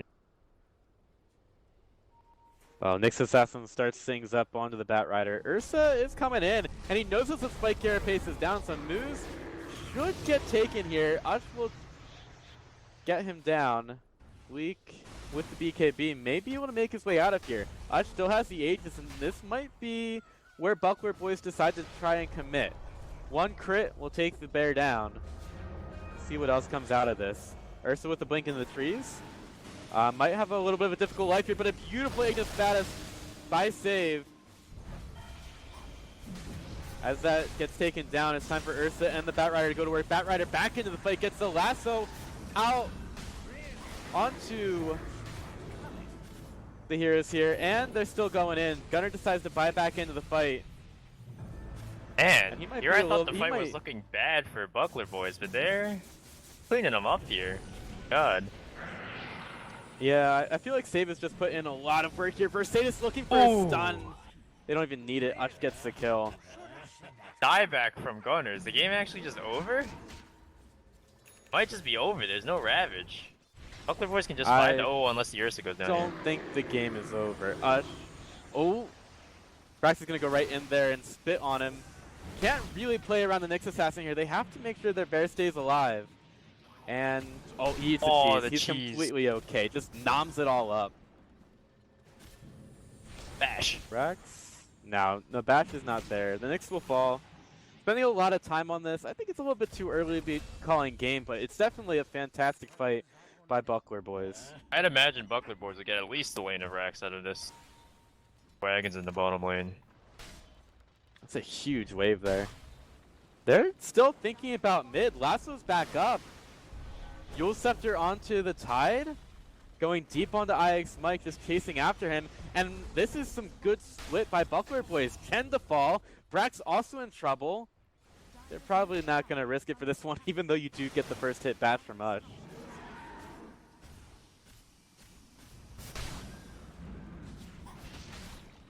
And we're still going up to the high ground here. Same Guess play I having spoke too soon. Maybe they don't even get a lane of racks off this. That's brutal. Well, they didn't really focus a whole lot on their efforts. They really just wanted to get more heroes down, and they did kill the Chen, but Oh, lack the of PA's focus ahead means of they the won't Troll get the Warlord in that. 2-3. So the overall network lead has gone up to 8K. Broader numbers. I still got faith in this P. Oh, mid lane. Gunner's fine. It's easy for him to get out. Love to see an Drop the Aeon Aegis disc out Satisfier. of Gunner this game. Really good against Lasso and this kind of bash Ursa game. Underrated item on Ember.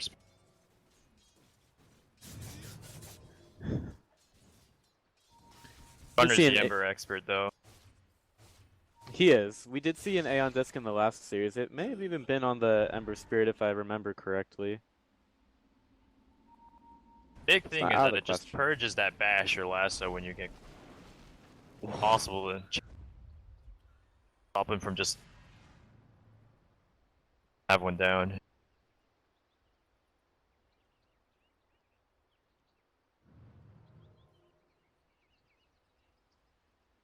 We're back into that stage of the game again. Teams are farming up. Possibly have something going on bottom with Moose being a shadow to Versatis. The troll does make it back to the safety of his own base.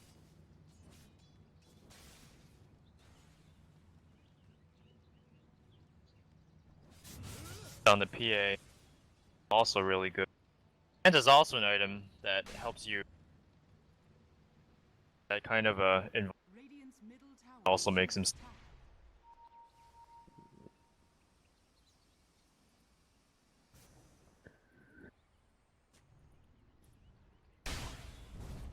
Lots of scouting going on for the bounty hunter. And Bleak seems to be ready for a lasso as well. Not too much backup behind him. But they definitely look like they're on the attack here.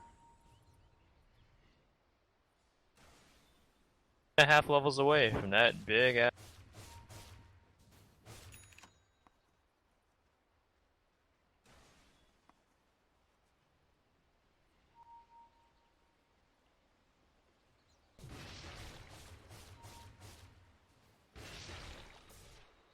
They have Nyx again looking for some heroes, or really anybody to fight. Both teams again Warlord's got an respecting each MKB other. now. Big pickup. Radiant's top tower is under attack.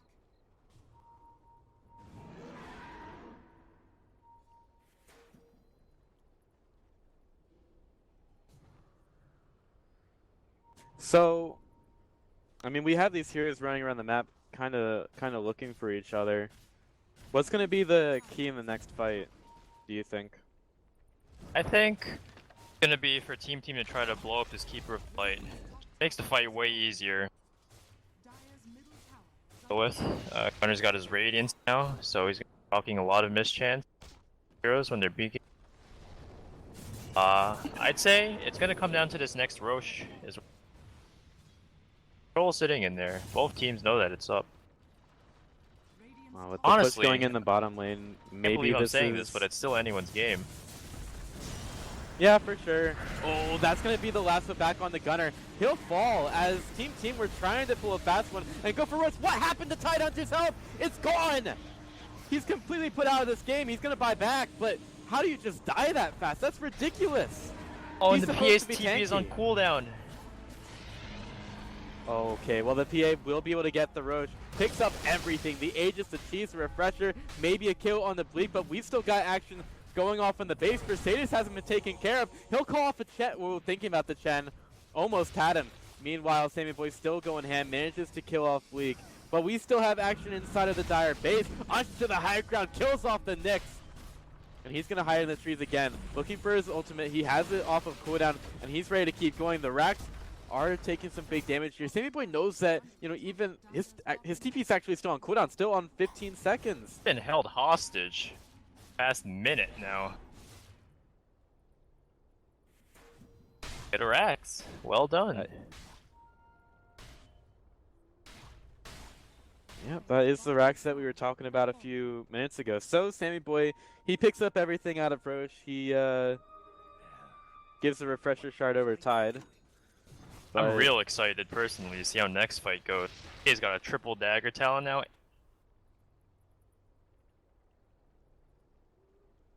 Although Buckler Boys get the Rax bottom there, I don't know. It's not looking like a one game yet.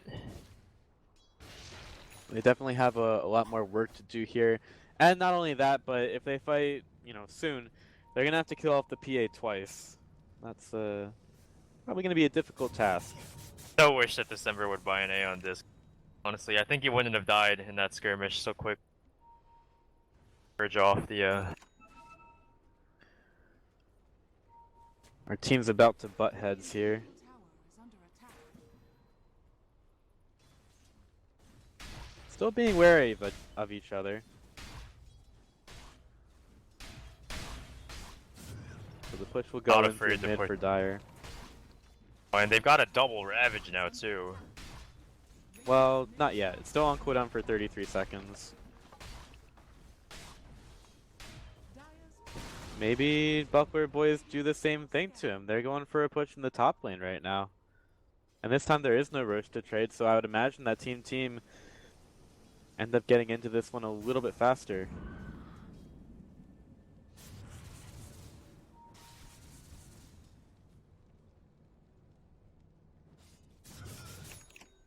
Drawings on the map.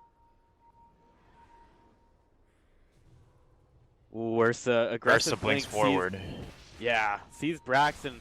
The bounty hunter goes to the high ground. There's still a sentry ward down. He will use, but Ursa's been bashed. And the PA is chasing after him, really doing some big damage to the Ursa. They'll find the bounty hunter it's almost as a consolation. At least How their fast his punch gets HP out. went down there with just the PA. Fine favor. Deus could be in trouble here too. Yeah, Mercedes may actually have to go and fight the Sammy Boy. Playing with the vision very well here. And Sammy Boy guesses wrong. Doesn't have the vision at night to be able to chase after the Troll. And Troll, he's TPing right next to Moose. This could be a disaster, but I'm thinking that the Buckler Boys have a pretty good measure of this one. Oh, Double just stun. kills off IX Mike. No more Chen. And Bleak, beautiful BKB to be able to avoid the Ravage Brax. Now losing all of his health, and he's going to be put to sleep. All by the will of the Brax wisp. mistimed the Also, second the Ravage. lasso! Mistimed Lasso it. on the gunner. They both got their VKBs off.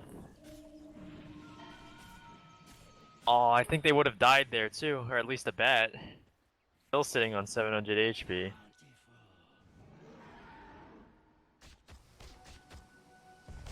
What's the PA doing during that fight though? Well, the PA was still up top looking for Troll. So I Who's don't got know a if buyback? I doesn't though. I think they know this. They're like, we're in your base. Oh, Bat Rider thinking about it again. Lasso up in 10. Oh no, what happened to Gunner? He uses the cheese. Okay, he's fine for now. Mercedes takes a huge amount of damage here. He's gonna get cut down, and Buckler boys have to be so careful here. He's ready to get a couple of fights. Whoa! Bat Rider just cut down and basically one swipe by Sammy Boy's blade. And Save is also going to get caught out here. Sammy Boy starting to really put in some big deeps against the Buckler boys. Oh yeah, Took there's down that 3, 40 make it minute 4. mark PA. I'm just still sitting in his stash. Go out before he puts it. It's a pretty big gold swing for Team.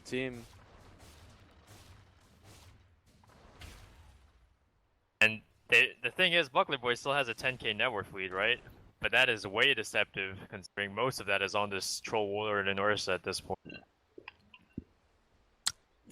So much. Well, yeah. That being said, like, Sammy Boy is still at the top of net worth. Got a rapier queued up. Oh Once man. is over. Sammy Boy about to go daddy mode. Oh no, he got a moon shard. Alright. Oh. Party's Unlucky. over, guys. Back it up. It was almost Sammy Boy time.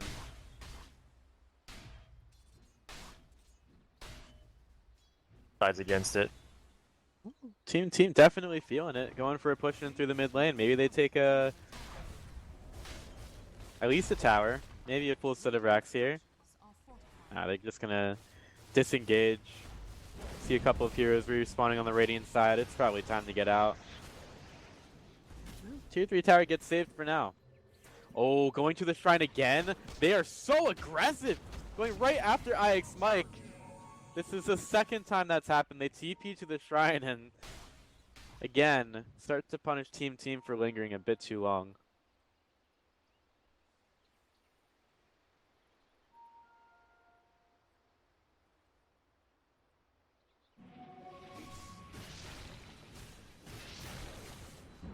Well, this game, like you said, still could go either way. You've got Sammy Boy on one side. Oh. I've been close. told that my mic's been cutting out sometimes, so I'll have to get that problem fixed for now. I've just been trying to deal with it as best as I can. Weak possibly catching out Sammy Boy, who will be able to blink back. Mercedes chasing him here. They're chasing a little bit far. BKB still hasn't been used by the Troll. As Mood looking for this one, there's going to be the Ravage. Immediate BKB by Mercedes, but the Bat Rider has been killed. He'll have to buy it back to get back into it. Sammy Boy, he's almost gone. That's going to be Sammy Boy dead. No buyback. He's dead for 100. Oh, he's got no this buyback. could be huge for Buckler boys, and that's going to be the Illumina coming through from Save. Say goodbye to your Nyx Assassin as well. This is None of huge. the other heroes have buyback either. Is this This it? could be it. Most of your net worth all on Sammy Boy, but that doesn't really matter when he's dead. Say goodbye to your mid racks. Say goodbye to your top racks. I don't know if they know, but this could be say goodbye to your game here. Oh, Gunner queued up this Aeon disc way too late. This game's over. And they really want Gunner as well. This is where it starts to go, and us starting to go ham against IX Mike as well. Mercedes playing objective Dota, going right for the racks here, looking to get the megas. But Sammy Boy's still dead for 50. Maybe they decided to take their win here. No, Still I pretty think good. Team will defend, to be honest. They've got heroes to defend Meg.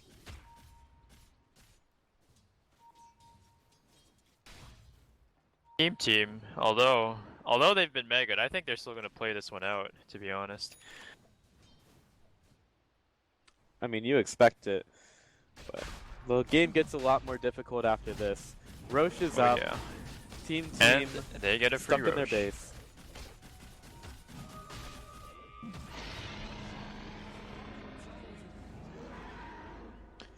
Well, the Aegis goes to Ursa. We've got Cheese on Troll and where'd our refresher shard on the Batrider. And I don't know if they're gonna let Team breathe here. Taking a look at this vision, Alex Mike is aware that the Ursa's just running into his base right now. This is a little bit disjointed. Us going forward, they're going to get the lasso out on the Gunner, who did use the Ghost Scepter beforehand. Maybe that gives him enough time to get out, but that Remnant is moving so slow. Aegis immediately popped on the Ursa. That's a hard commit by Sammy Boy. Troll And didn't use his Buckler boys BKB. do this. The Troll Warlord's getting stunned. There's going to be his BKB, so he does end up using it. Sammy Boy has so much to do here, and they haven't quite taken care of him yet. Moose will fall, does have buyback. He's going to use it here. Sammy Boy looking for his opening, decides to go in, but that's going to be a beautiful Ghost Scepter by Save. This man has been playing so well today, but he does fall there. Beautiful impale by the Nyx will eventually net them too. We might just see a repeat of last series here, where they hit him with a Mega Creeps comeback. I don't know, man. Well, I don't know if we're quite at that point yet. They do have to take care of these Mega Creeps in the base. This is exciting, though, I'll say. Both teams putting up a very good fight. I love that Team don't give up here. Sammy Boy also has the cleave talent, so it's a little bit easier for him to work through these Mega Creeps. And I really hope that he eats this Moon Shard and gets the Rapier. That'll make my day. It's a high-risk maneuver. Spike Carapace on the Batrider, going for the Impale. But this might be a little bit interesting. Brax possibly in some trouble. Nyx is maybe staying a little bit too long. And that's going to be the Nyx Assassin doing the bait of his life here. Ursa has no 'cause buyback. Ursa's gone. What a Bat bait no for buyback. Moose. Oh shit! I think this is 2 throws in a row. Could be. Oh, and Team don't see this DD rune top, but if Sammy Boy checks this out, Or Gunner. I mean, Sammy Boy or Gunner. Any one of those would either be fine. one, honestly. Tidehunter's refreshed his Ravage, and they don't know. Buckler boys. They're down in Ursa and a Batrider for almost more than a minute. They're just slow pushing this wave, trying to get a couple of creeps inside the base. They can bring these heroes in. Gunner doesn't have the boots of travel, but yeah, he can get in here. They have to take care of the base too, so he will take care of that. The Ace Team finished the going for the Rapier tier fifth. 3. I think they're gonna go for the throne here. Oh, Rapier alert on the PA. Doing the racks. Ursa's still dead for 40. Batrider for 60. They have to do something here. Sammy Boy takes down one set of racks. Oh, they're playing it safe. Go over to the mid lane. I mean, they're playing it safe, but eventually they might just realize that this Ursa is not coming back. They want megas of their own. They want to put a little bit of relief over to Gunner. That's here another tier 3. This might be double megas. All right. Well, we have more game on our hands because the Ursa's about to be back up in 10. This makes things a little bit easier as far as the defense goes, and Gunner gives us the party horn. Says, boys, we have more game in us. Let's go. Less than 1K lead for net worth on the team side. Now it's 2K at 49 minutes. What a close game. That's crazy. Megas versus Megas. You don't see this that often. You really don't. Definitely not. So where does that put us on buybacks? We've got 2 on the Dire side, the Tidehunter and the Ember Spirit. Sammy Boy is very close to having enough gold for it. I feel like team's got to know that Radiant is missing these buybacks, considering they didn't buy back there to defend their racks. Oh, Ursa just didn't have enough gold for it, so it's very close now. Smoke up after they see that Roche is not up, which, you know, it's not time for him anyway.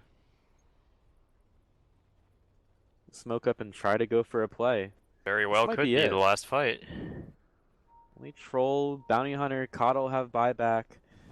Thing is, like, these waves are basically at an impasse with both of them being megas. We're not going to see any bases being taken anytime soon. It's going to have to be a team fight.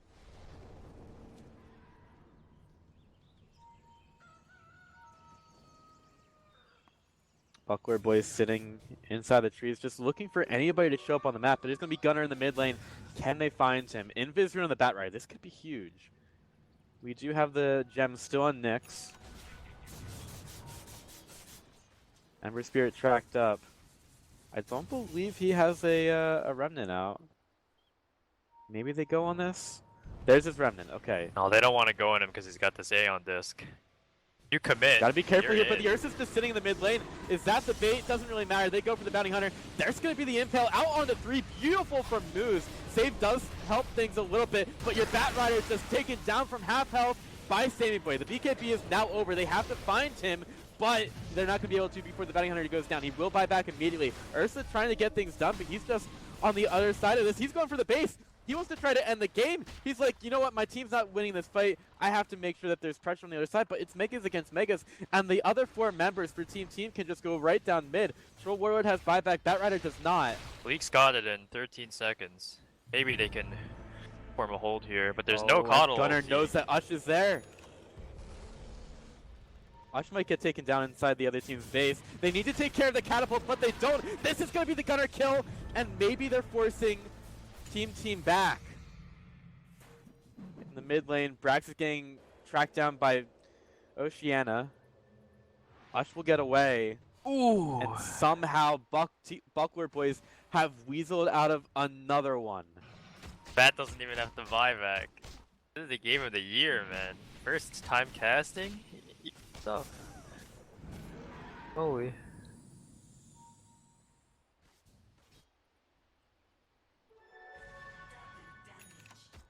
Another 5-man brawl here?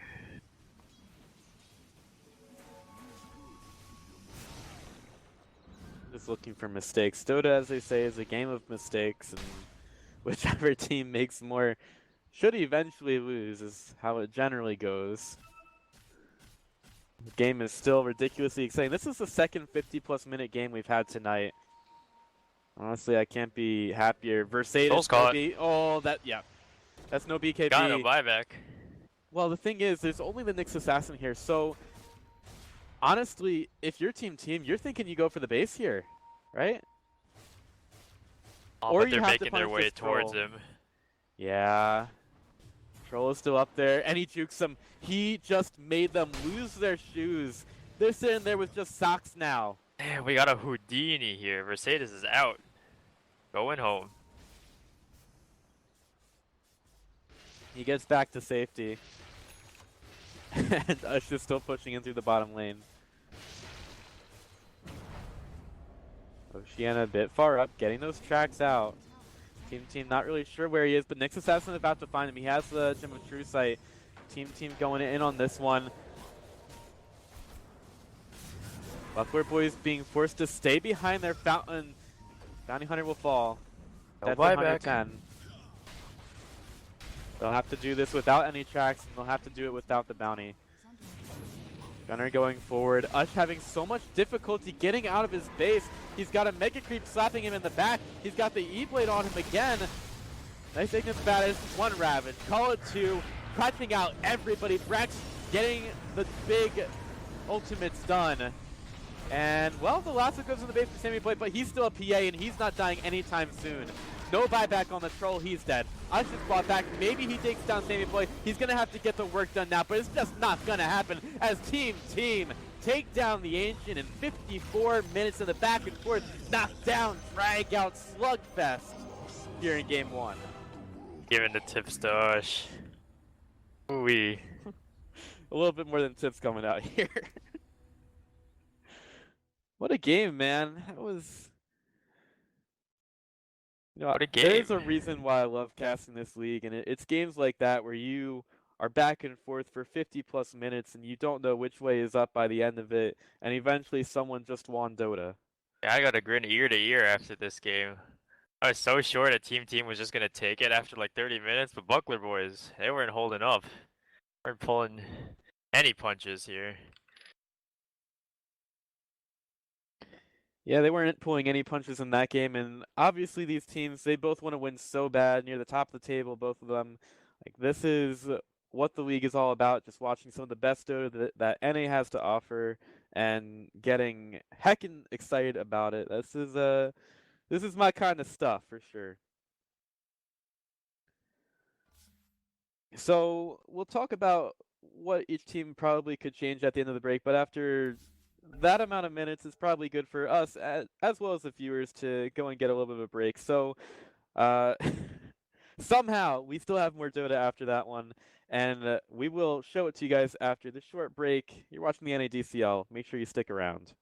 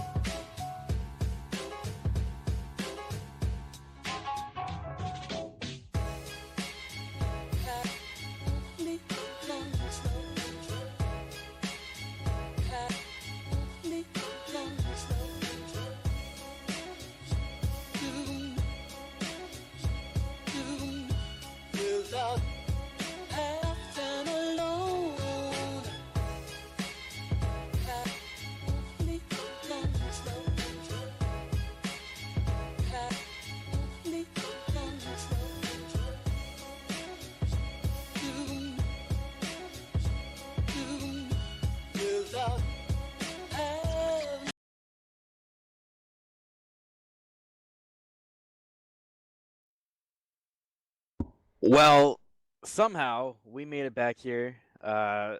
Honestly, I think game 1 was enough Dota for 2 games, but luckily enough, we do have the second one here for you, wonderful ladies and gents. Of course, it's your boy Pythian Lagoon here with your other boy Yamsun. Yamsun, that was a game and a half. Team ban. Maybe even 2. Radiant team ban. Maybe even 2. So we do have the second game here. Team came out with the victory in game 1, and somehow Buckler boys are gonna have to come back from that and kind of reset things and say, you know what, the end of the game probably wasn't really what we wanted, but we had a lot of good things going for us in game 1. There were some awesome heroes, awesome plays, and 10 it seconds really went remaining. both ways. So I'm excited for what we have in store for us in game number 2. 5 seconds remaining. I think both teams might honestly be just on even grounding here, and I think somebody will pull it out of the bag. As far as bans go, we do have the Viper taken out much earlier, and Nature's Prophet, Disco Pony are the focus for Team to start. My Dota's crashed again, so Oh we'll no! be back in shortly. Well, it's only a draft. I can tell you what's happening. So we've got a Nature's Prophet with Shrek and Shen ban for Team, and Buckler boys take out the Earth Spirit, Viper, and Pango. Taking out Viper, that's what I like to hear. Is a nasty hero to see in game. Honestly, I'm just not a big fan of that hero, because even if it's in like a bad lane, it just farms the jungle and does it faster than any hero in the game, and like level 5-ish. 10 seconds remaining. Really not a We fun do hero still to have watch. 5 seconds the remaining. Coddle available for save. He had a pretty good game on it in the first one.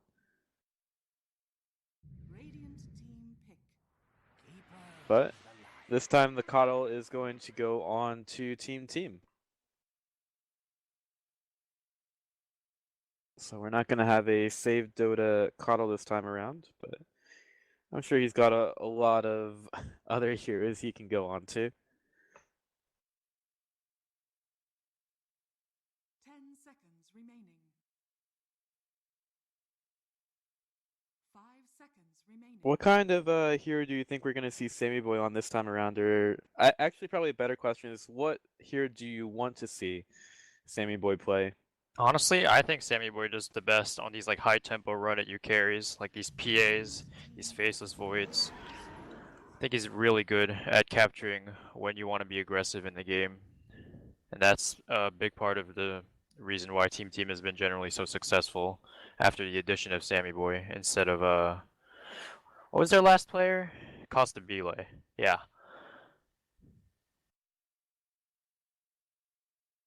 10 seconds remaining. So someone aggressive for Sammy Boy. 5 seconds remaining. A lot of choices available there. Of course, Sammy Boy is so good at being efficient around the map as well. For Buckler boys, they've picked up the Ursa first pick. Definitely a hotly contested hero. And their second pick is going to be the Bane, bringing that one out. Dire team ban.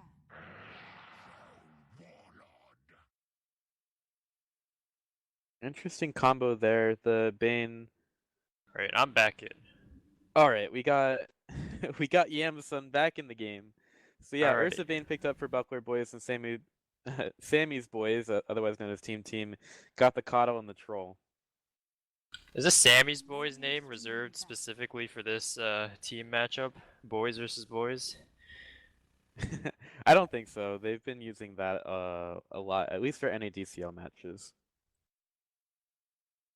Showing some respect to Sammy Boy. I like it, I like it. Dire team ban. This Bane hero definitely enables lanes. He's one of the best lane supports, I think, to pick earlier on because he's just such a safe pick. He trades extremely well with almost every hero in the game. So very nice combo. In addition, they've got Ursa. There's also this other lane dominator. I think the Ursa did a pretty good job last game of doing his job. Sadly, Buckler Boys didn't pull in the win, but you know, 10 seconds if it works, just keep doing it. 5 Yeah, seconds Ursa remaining. definitely was a strong hero in game 1 and played it fairly well. So I don't really mind seeing it here in game 2. Troll does switch allegiances here. As far You as see that bans respect go, ban on the Ember Spirit. oh yeah. Buckler Boys did not have a fun time with him.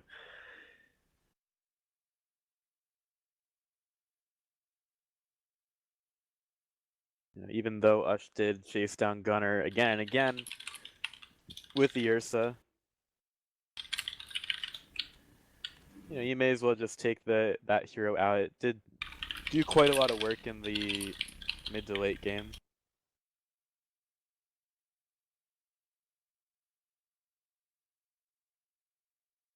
Also have the Bounty Hunter taken out by Team. Fruit snacks are safe. Good to hear. So we will have our fruit snacks secured for this match. Brought to you by Welch's. Probably not brought to you by that, but it would be nice if they did. I could use some fruit snacks to give me some. Dude, if we got a fruit snack sponsor, be enlightened. Right? That's the Get a thing. Like, big package to the house. I can tell my parents that alright, fruit snacks are allowed now. I'm getting them for free. if you've watched the CS:GO Major at all, like they had a lot of ads in there for Game Fuel, and in some of my other time, I do production for the Mountain Dew League, which is another CS:GO thing. And I have to run ads for Game Fuel. I'm like, hey guys, do I get any Game Fuel delivered to me? He's like, you get paychecks, don't you? I was like, but I have to play their ad on the stream. Like, don't I get a case of Game Fuel delivered to my house? Like, that'd be lit. Have you ever Sponsorship tried it? stuff. No, I haven't. Seen kids at my school try it. Seems to be. There was this time like last year. I don't know when G Fuel ads were everywhere. I've never been. Is that like an energy drink though, or what is it? Yeah, it is. It's for, I'm sure the people that have it at your school are like real epic gamers. Oh yeah, a real epic. No, I've never been a heavy like a caffeine ingester, so that's probably Probably not a for good me. thing. Yeah. Now, there's people saying like, oh, I get my coffee at 8, my Red Bull at 9, my second Red Bull at 9:10. But like, Oh God, never had a Red Bull my entire life. that's disgusting. I believe I've had, well, Red Bull goes into other things, but as far as just having a, you know, just a Red Bull, I've had it probably once and I wasn't a huge fan. Back to the bands. We've got the OG band up by Buckler Boys and the puck taken away as well. Juggernaut picked up for the Radiant side. A little bit of a change. Most likely going to be Mercedes on this Juggernaut. Mercedes definitely knows how to play this heroes to its limits, being as aggressive as possible, with the knowledge that you can just spin TP. I think he's very well versed on this hero. Also, Troll's old bash used to work through Magic Immunity, I believe, but the new one can't root through Magic Immunity. So, as of now, Jug is still free to just spin and TP out, even if there's a Troll walloping on him. 10 seconds remaining. Got big Rubik picked up for Team. Seconds Some good combos there, as well as some easy spell steals. Or at least really just thinking about the Bane, like it's pretty easy for Rubik to get something useful out of that. Night Stalker coming out.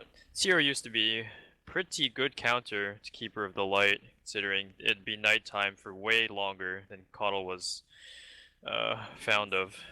Considering he had the whole Ags gimmick going on with the heal your teammates thing. 5 seconds remaining. Now though, Ags seems to have disappeared from this hero's item pool entirely, so maybe this matchup's fine.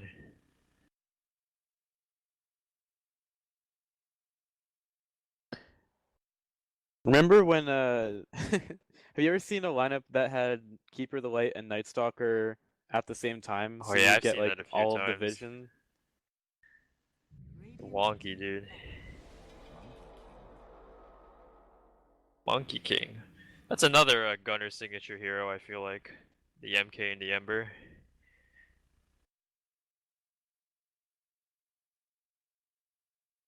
Question is though, how is he gonna match up versus the Ursa?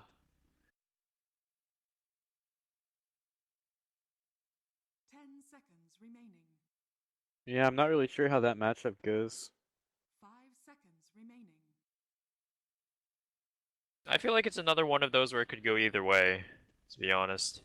There was some trade killing in the last game in this mid lane matchup. Now we're back to this melee on melee clashing kind of thing. I'm ready for Ush to just go chasing again. Run That was heroes pretty down. hilarious. I mean, he wanted kills. He was like, you know what? I'm done with this shit. Like, I'm gonna go kill people right now. Fortunately, the one thing he couldn't kill was the throne. Oof. Hopefully, Buckler boys pull it out, get the 1-1. That's what I expect, honestly. This has been a great series thus far. Yeah, I mean, I'm definitely into these very close series. We had a great slate lined up for us today. Like the first series did not disappoint. Two very interesting games, with a little bit of a throw too, and then the game one in this series was absolutely fantastic. I hope we get more here in game two.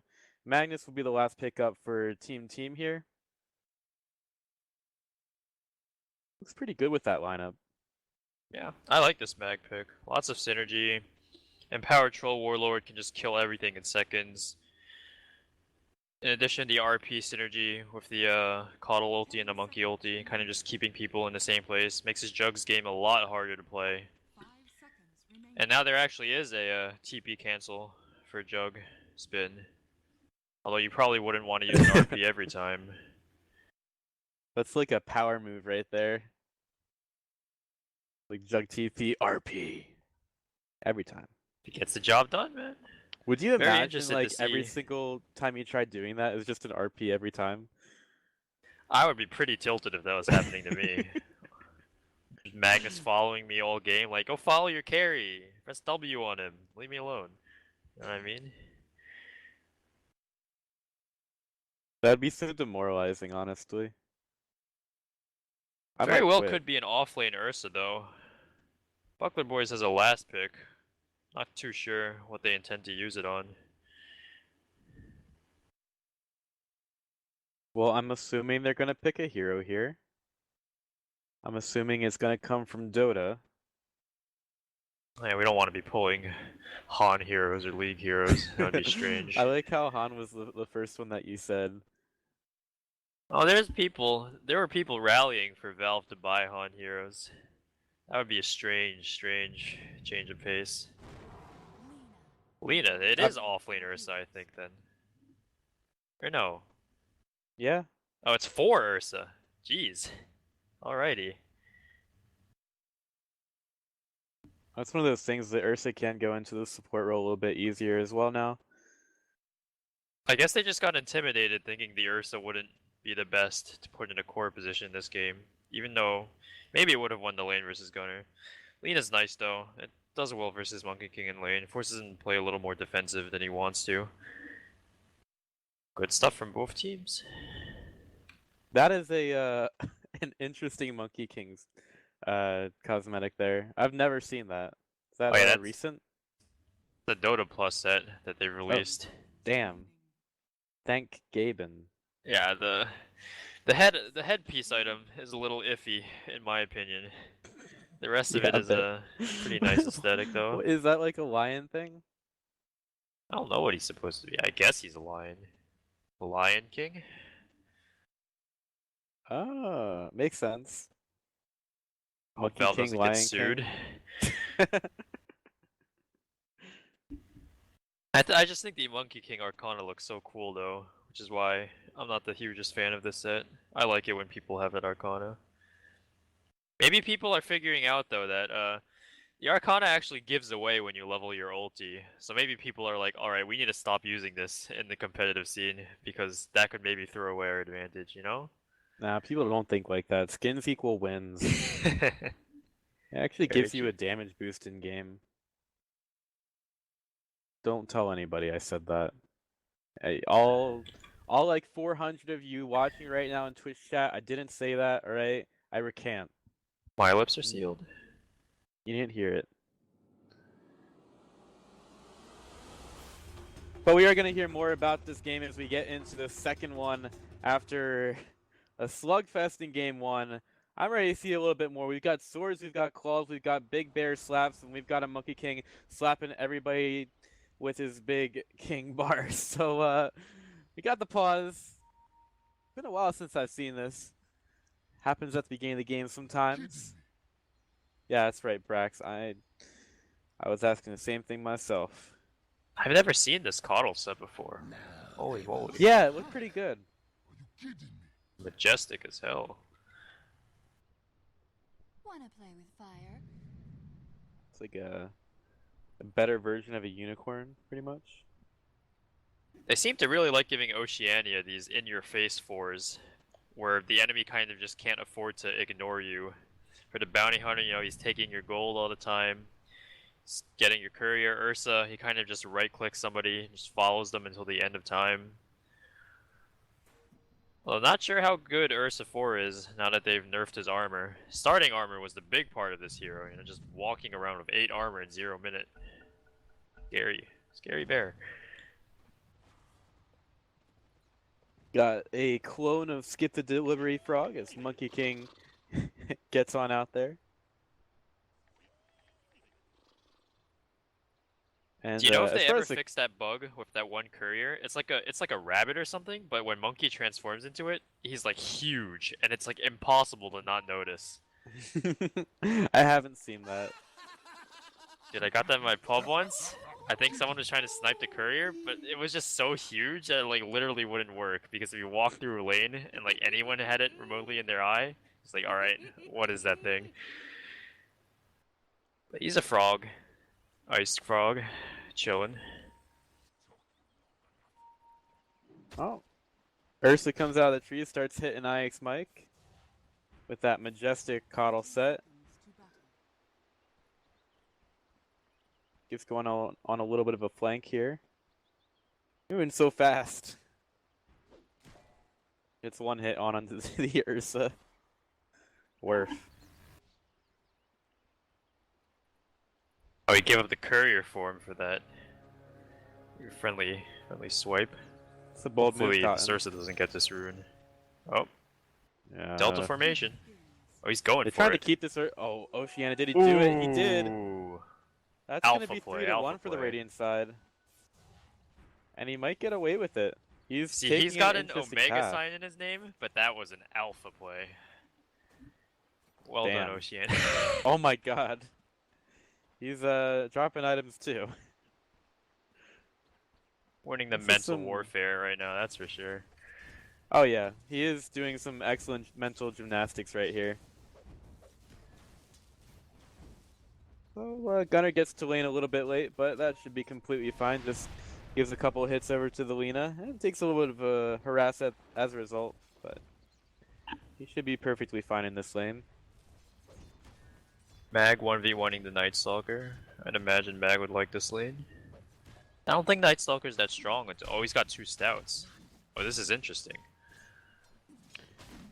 Yep, 2 stouts to 1 stout, but I don't know. I think there is a little bit of kill potential here eventually, especially once the Night Stalker starts to get a couple levels. Oh yeah. I might have been wrong actually. This Night Stalker seems to be holding up very nicely. Meanwhile, it's try and bot.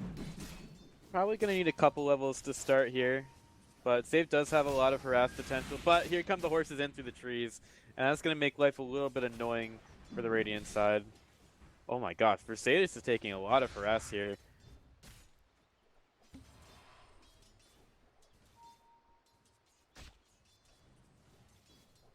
This is interesting in the tri lane.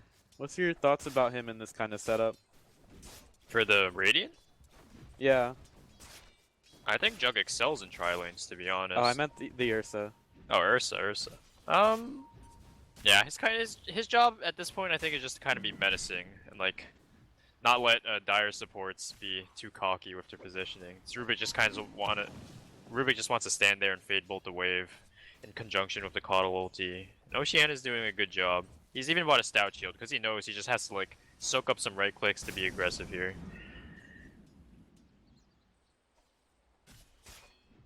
Interesting little combos here, throwing axes into the Illuminate.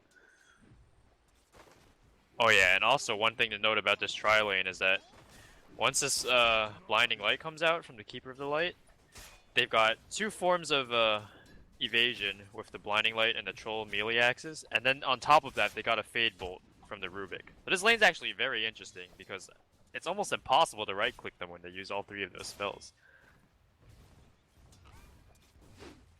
They don't even have to use them at the same time. Yeah, well, they shouldn't use them at the same time. There's a lot of possibility there for I'd the auto imagine they attack stack to the just... miss chances and then they use Right. the fade bolt. That's... Once those levels are up, that lane is going to get really annoying for the Radiant side. But we're looking towards the mid lane.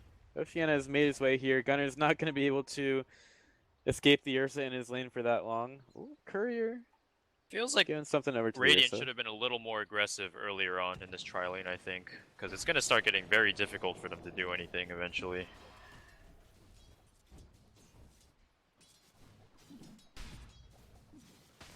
No's got a level 2 spin. I'd say around now it's go time. You want to sleep somebody and you want to get right on top of them for the spin. I think they're a little bit afraid of that potential that you talked about with all the missed chance.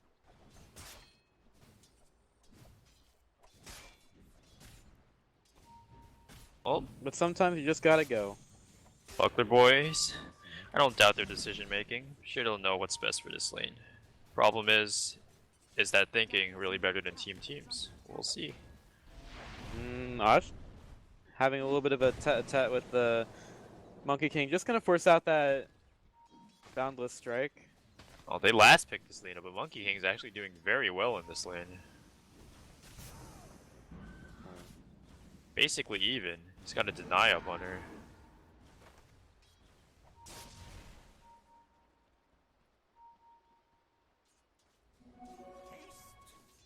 But I guess Gunner's going out a little bit okay in this matchup. We do have someone arriving to the mid lane. That's going to be the Rubik getting in there. Boundless Strike comes through. Can Gunner stay alive here? Oh, he mistimed the mischief. Osh? Oh no, LSA is there, and the first blood goes to Osh. He mistimed it. High level stuff going on.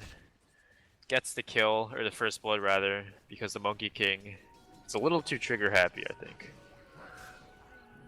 Save with the BM sleep on the Sammy boy. Takes the bounty rune right from underneath him.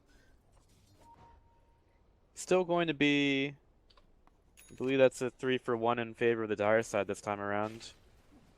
Oh yeah, and it's nighttime, and Nightstalker's looking very happy in this top lane. May expect to see a rotation soon. Yeah, he's been fine. He's actually 11 last hits ahead of the Magnus as well. Yeah, when he has these phase boots, it's go time.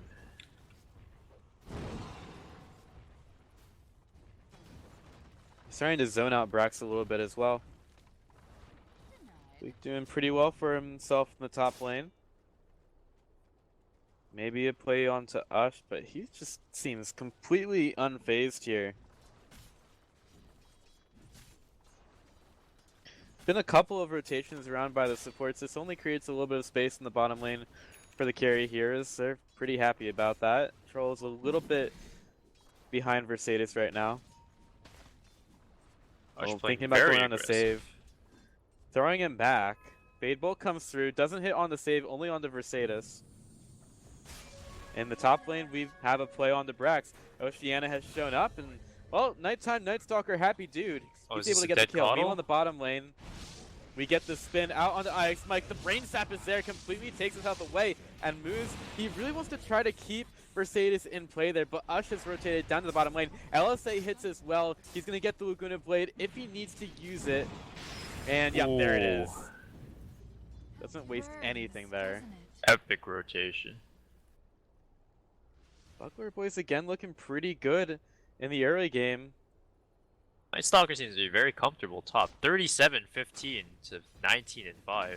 That's the thing. Like, he's sitting at pretty good amount of health, so even these shockwaves from the Magnus don't really mean too much to the Nightstalker. Yeah, and Magnus doesn't want a max shockwave because that just slows your carry's farm potential later in power levels. So he's kind of Right. just like, Brax has just been resigned to like, alright, I'll get what I can out of this lane, and you guys are gonna do the heavy lifting.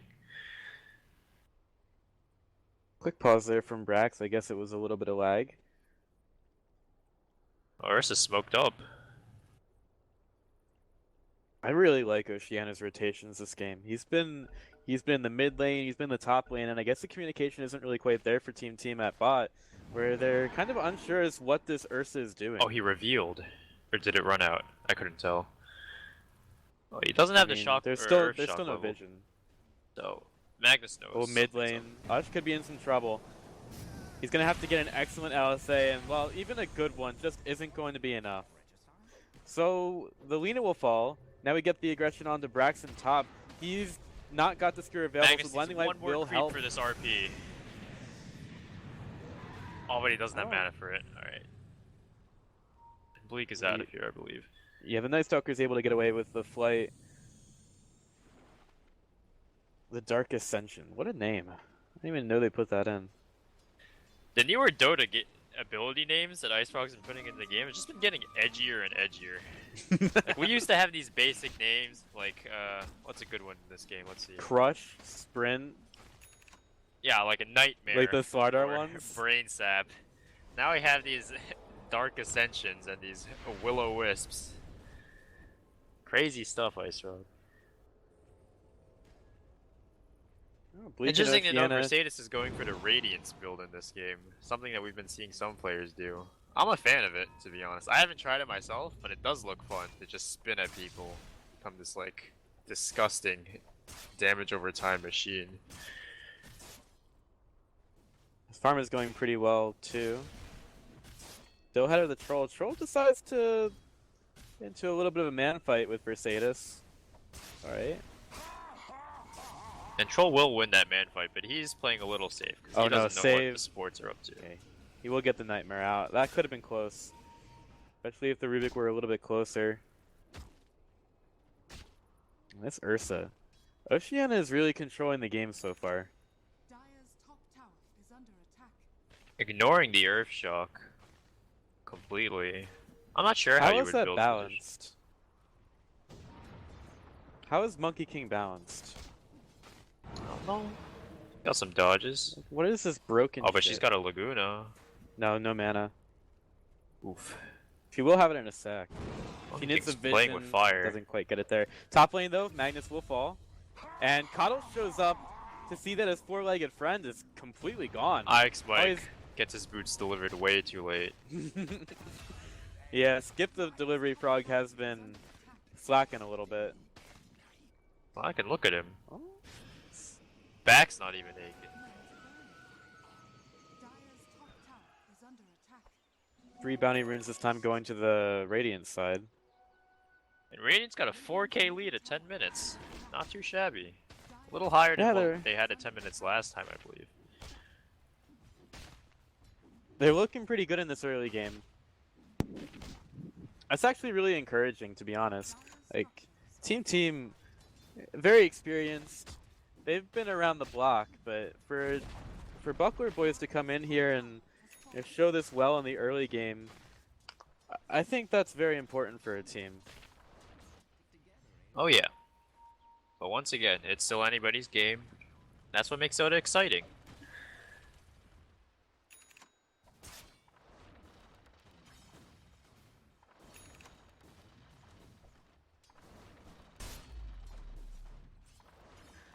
Well, again, top lane tower goes down in favor of the Radiant side. Mercedes sees a lot of heroes arriving to his lane, decides that it's probably a good time to make a break for it. Radiant's bottom tower is under attack. I still think that this Monkey King hero is just bullshit. Yeah, it's quite Goes right ridiculous. on the He's gonna up. dodge this stun. Like it's nothing. Throw some spells out. Oh, Rubik just stole the Dragon Slave, and he's got a cool cape now. Mercedes runs in. It's this Omni Slash time. Gets thrown away from Moose. Moose gets back to the Oh, creep he's wave, gonna and bounce. that's going to keep him alive. Meanwhile, though, Bleak getting kills on top. Mercedes gets the spin down. He'll go for Moose, looking for a little bit more damage. They're going pretty deep for this, and yeah, he stole the spin. He's going to turn it around on the Mercedes, who is just way too deep. You can And, tell Mercedes got kind of frustrated there because he bounced the creep wave and he's like, alright, you're not getting away. And he pays the It's alright. price. Kill secured by the Ursa. Tower is under attack. It feels like ever since the new juggle change, though, it's been way easier to just bounce away from where you want to go, in my personal experience. I don't know. As soon as you see that creep wave there, you probably should just back Yeah, up. we both knew it was coming. But Mercedes, he was on a mission. Well, sometimes the game plays you like that. Sometimes you play yourself. As far as map control goes, I really like what the Radiant have done as far as their wards go. They got some good vision of the mid lane. Oh, actually, taking a look at Mercedes, he's going to be fine with Gunner. But Night Stalker on top of the net worth. Boy, he's looking okay, how did beefy. that happen? That's... I guess Yeah, that Bleak only has goes to basically show... been uninterrupted this entire game. He's just fine Yeah. coexisting. Day Stalker, Night Stalker, doesn't matter. Daywalker, Night Stalker, farming all the time doesn't really matter to him. He's cool. Gunner having a spaz attack in the middle of the jungle, but he might have to be a little bit careful here. They should know where he is. Oh, He's they gonna got get the hit with grip off. grip. Yeah, That is a Oceana long is gonna grip. go right Holy after moly. them. Blinding Light will help, but doesn't really help you when you got a Juggernaut spinning the wind right next to you. And now the Shrine is there, so maybe... Oh, they have to be careful of the spin, because the Rubik will actually hurt. Ush trying to make his way around here. He's going to take down Moose. There's 2 for Buckler Boys, and Ush is going to hide. There's going to be the LSA, but it misses Sammy Boy. The Laguna Blade will not. And maybe Mercedes can take this kill on the Sammy Boy. Sammy Boy, he's done. He's not going to be able to survive there. And Oceana, one more hit onto IX Mike will do it. Tried to go for the Blinding Light, but there just wasn't enough time. And from out of nowhere, it would seem that's 4 kills for Buckler Boys. Just having a lot of fun inside the Dire jungle. Yeah, well done from Buckler Boys. I don't know how that grip went off, though. What happened there? Must have got him like mid-air or something. Yeah, that was funky. Maybe they're looking to kill Oh, Bleak actually, here, though. We've had enough. So I don't know if this ward was there, but the ward on the eye spot. Actually, we do have a fight, but the ward on the eye spot, I think, might have gotten vision of him up on the tree. Yeah, I Maybe? think that's what it was. Yeah. Pretty cool. So the first smell of a fight possibly going down the mid lane, but the teams will back off. Bleak is flying. Bleak He's on a has real good darkly time right ascended. now. He's about to fly right into the Dire side. And wow. That's a play right there. Just fly by, take a creep away. Mission complete. Oh. Ooh. That might have been... Troll was far away, I guess. I was wondering if they maybe could have turned it if Moose baited the bounty rune. But I guess this is the right play. 2 bounty runes each. Nice trade. Grip is up, off cooldown. And they want IX Mike. They do have some pretty good vision thanks to the Dire Observer sitting there, but Bleak does not want to let anything go here. He's ready to go right for Moose. He's a little bit tanky, but is he going to be working away from this? Wukong's command comes out. That's going to be pretty easy for the Radiant side to kite, but are they cutting Nice a little bit too invis deep? rune. RP beautiful out on the 2. Rex catches them all out and puts them right back into Wukong's command. Oceana forced to ult just to stay alive here. If it's just 2 supports going down, I guess that's okay. But, I don't know. Maybe Buckler Boys can do something with the RP down. Really cool play by Brax there. Activating the Invis rune, baiting out the Fiend's Grip. Getting a very nice 2-man RP. And this game is looking very reminiscent of last game, where you've got Buckler Boys leading what seems like the entirety of the early to mid game, but then Team pulls it around with a very nice fight.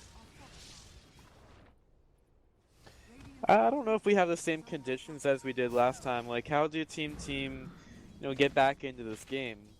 I can only hope we'll get such an exciting game. I mean, I hope that too. Let a boy hope. Monkey King's got his Midas online. Could pick up a bit. Night Stalker's still dominating the network charge though. This Roshan looking very dead with his Vlad's Ursa. Dire know that this Roshan is going on. Trades are still going across the map though. Tier 2 in the bottom lane to fall, and Mercedes is pressuring the top lane as well. They don't really have to commit so much to this Roshan. They give the Aegis over to us. It's a pretty smart decision right there.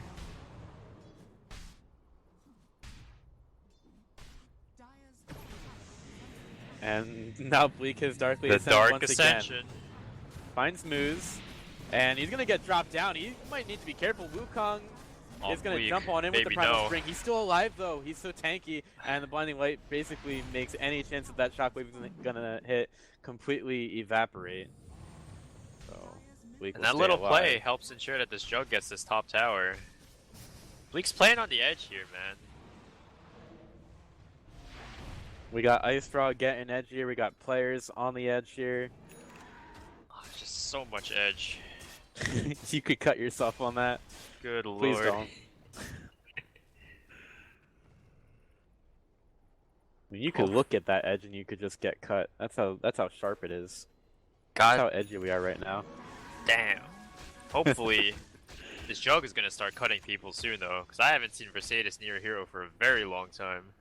I guess he's waiting for this Radiance, though.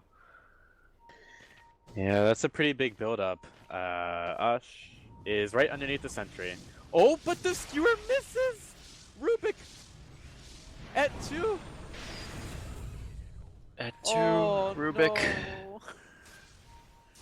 Hate to see it. It's like the heroes that screw each other over the most. The Coddle, the Mag. I don't know who else was in that list, but I guess the Rubik really wants to join it. Gunner avoids the LSA once again with a broken hero. Because, you know, that's fair and balanced. You don't even have to skill that ability and you can dodge LSA with it. I'm Imagine gonna keep just harping reading on this. Mischief's information in like 2015. That would be really surreal. Just a spell that automatically comes with the hero that like does something like combat related. I don't know about you, but that's some League of Legends bullshit. Honestly. Shame on you, Valve. It's like a joke. Like, that kind of ability that you don't even have to skill. That's the kind of thing you put in the game as a joke. And Yeah, like a it's custom been- game kind of thing. Right. It's been like 2 years, man. I Like think we took this 2015, one a I'd little be bit like, far. oh, they added a new Frostivus hero? Cool, they gave him a niche ability. And now it's like, things hitting things. Ranked games, pro games, dodging LSAs, crazy. Oh, Night Stalker getting gone on in the mid lane, but he has darkly ascended, and now, well, Save and Oceana taking kills. And This is Bleak is working out for indeed a Buckler Buckler boys. boy right now. Look at him. Look at Oh that my item. gosh. That is a beautiful item. Ush also taking down Gunner, and Bleak isn't done just yet. He silences the Troll. Now, Troll is not going to die. LSA, oh, Bleak is just living on the edge, as he said. Hasn't used the Buckler, but he is a Buckler boy. We also have the push in the mid lane for the Radiant now. Bleak just always seems to be at like 1/5 HP at Yeah. the conclusion of every single one of these fights. I guess Maybe that's why they have the Buckler. So you can live on the edge and then you just Buckler it up. Buckle up.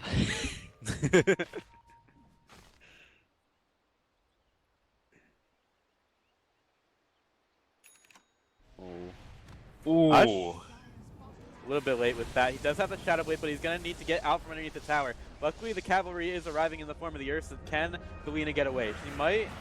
Yep, she's going to use the Shadow Blade. She is not underneath the tower, but the Sentry Ward... Actually, yeah, the Sentry Ward's been placed down. So many effects going on. Tough to see through all that. Juggernaut's got this Radiance though. That hellish buildup is over.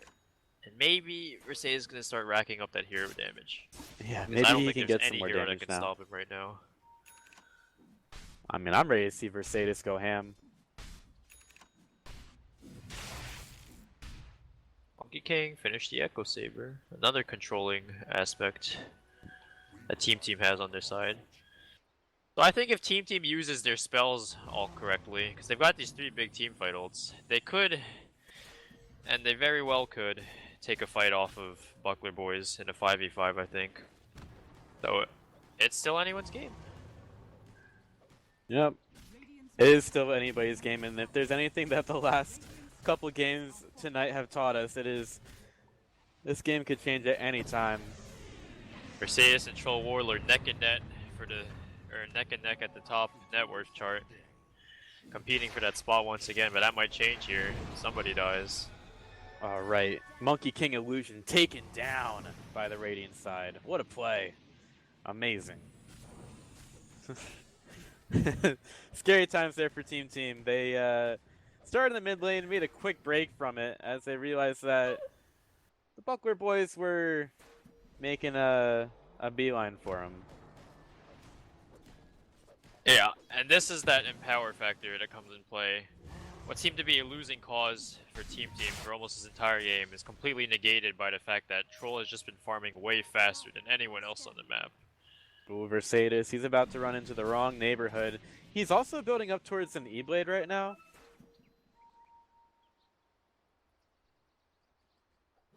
I feel like... E-Blade. Nice. Yeah. I've seen Shiva's gone right after the Radiance. I guess E-Blade also could get the job done, especially because you really don't want to get right-clicked to death as Jug in this game. Yeah, the Troll is the issue here. He does have the Ghost Scepter on him as well right now. Thinking outside the box. Good stuff. Ursa's also very big threat in these fights. He's got a blink. Ooh. Feels like he should go bash here and not defusal, but it's up there. Gunner jumping across half the map, because that's what his hero does.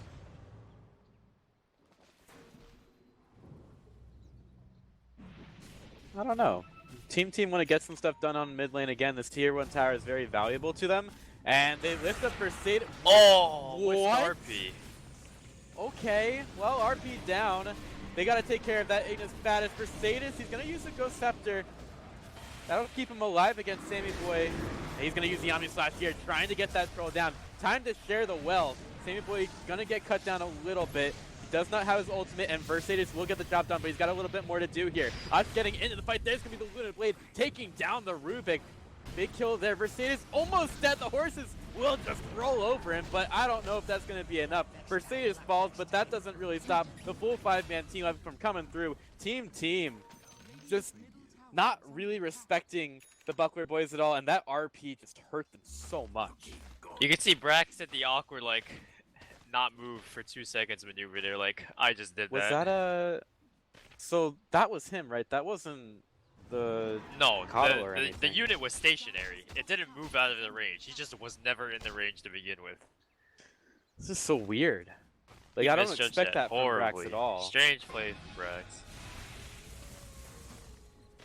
That's just like one of those things you have to know in Dota. You have to know your initiation range. Bleak gonna get reared in the top lane, but he's a Night Stalker, and He's alone up he's here, still though. fine. Well, he's still those axes don't even hit him. He's fine. Magnus looking for the skewer. And Shockwave will help, but oh my gosh, Bleak! He's got his Jordans on, and he's out. Dude, even without the phase boots active, he's got 480 move speed. How's that balanced? Everything in Dota is just so fast now. Ursa, Night Stalker. It's like we're playing Sonic now instead of Dota. Yeah, you're just on Green Hill Zone forever. Just zoom into your heart's content. E-Blade, halfway to being done. Smoke up, but it is underneath the ward. So Dire Side should be aware, and I guess IX Mike just takes the heat for it. He knew everything about that smoke, but unfortunately couldn't really react fast enough. Finds the bonus kill. He's gonna get... Oh, nice spin by Moose. He still had that. That's gonna force the Rubik back though, and his team doesn't seem too inclined to try to defend this tier 2. Easily taken by the Buckler boys. One slight issue with Radiant's draft is that their building hitting ability isn't that great. Juggernaut hasn't really gone these like agi DPS items. It's gonna be a little hard for them to clear out objectives in my opinion, especially against this Coddle RP threat. So, despite being up 12k, Buckler boys probably gonna play much safer than they'd prefer to. Make sure they can close out this game cleanly and not make any huge mistakes like the last one.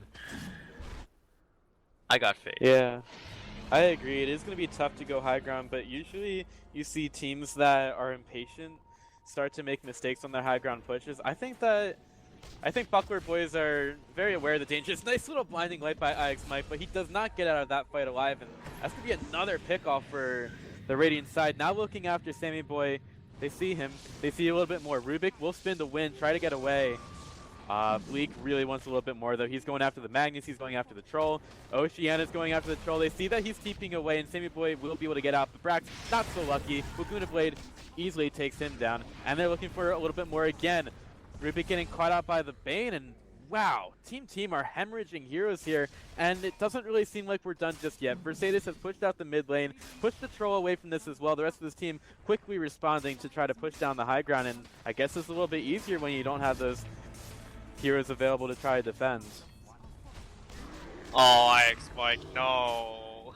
That hurts. Respawn, gets killed, down to a 3v5 once again.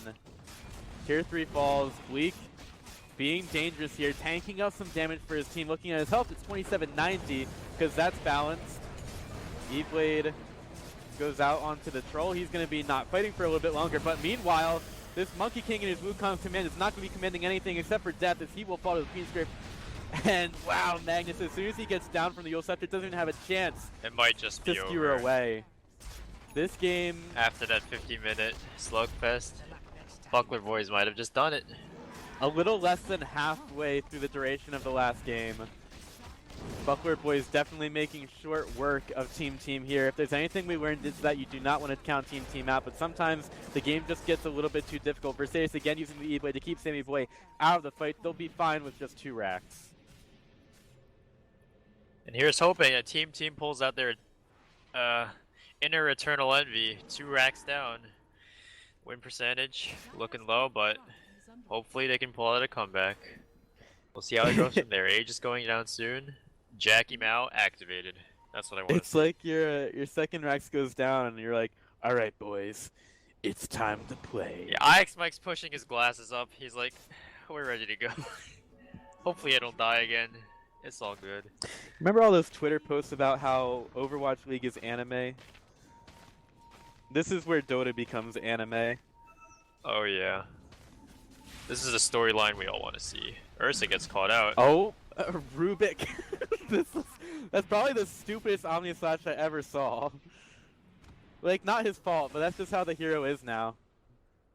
Oh, Monkey King, silence, BKB, time to fight, I guess.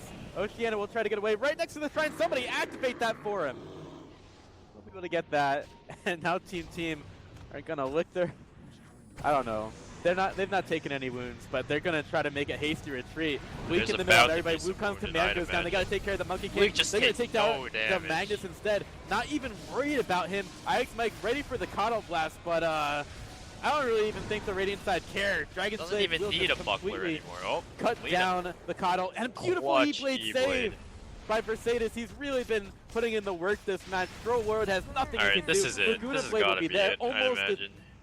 Almost a full 5-man team wipe. It is. They're not calling it yet, but I have to imagine that the GG is coming soon. Jackie Mao is crawling in his grave. Not grave. Whatever he's doing right now. Twitch stream. Who knows? You just killed Jackie Mao. Yeah. What the shit, dude? Absolute You manslaughter. can't do that. Poor defense. That's a good Oh man, these Ursa voice lines are just absolutely on point.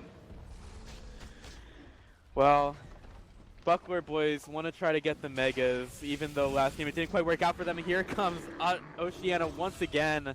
Ix Mike. Oh man, you gotta feel for him. Poor horse dude. Gandalf can't stay alive anymore. Mercedes finds Gunner in the trees. That's going to be the Omni Slash. Skip the Delivery Frog. Can't do anything here.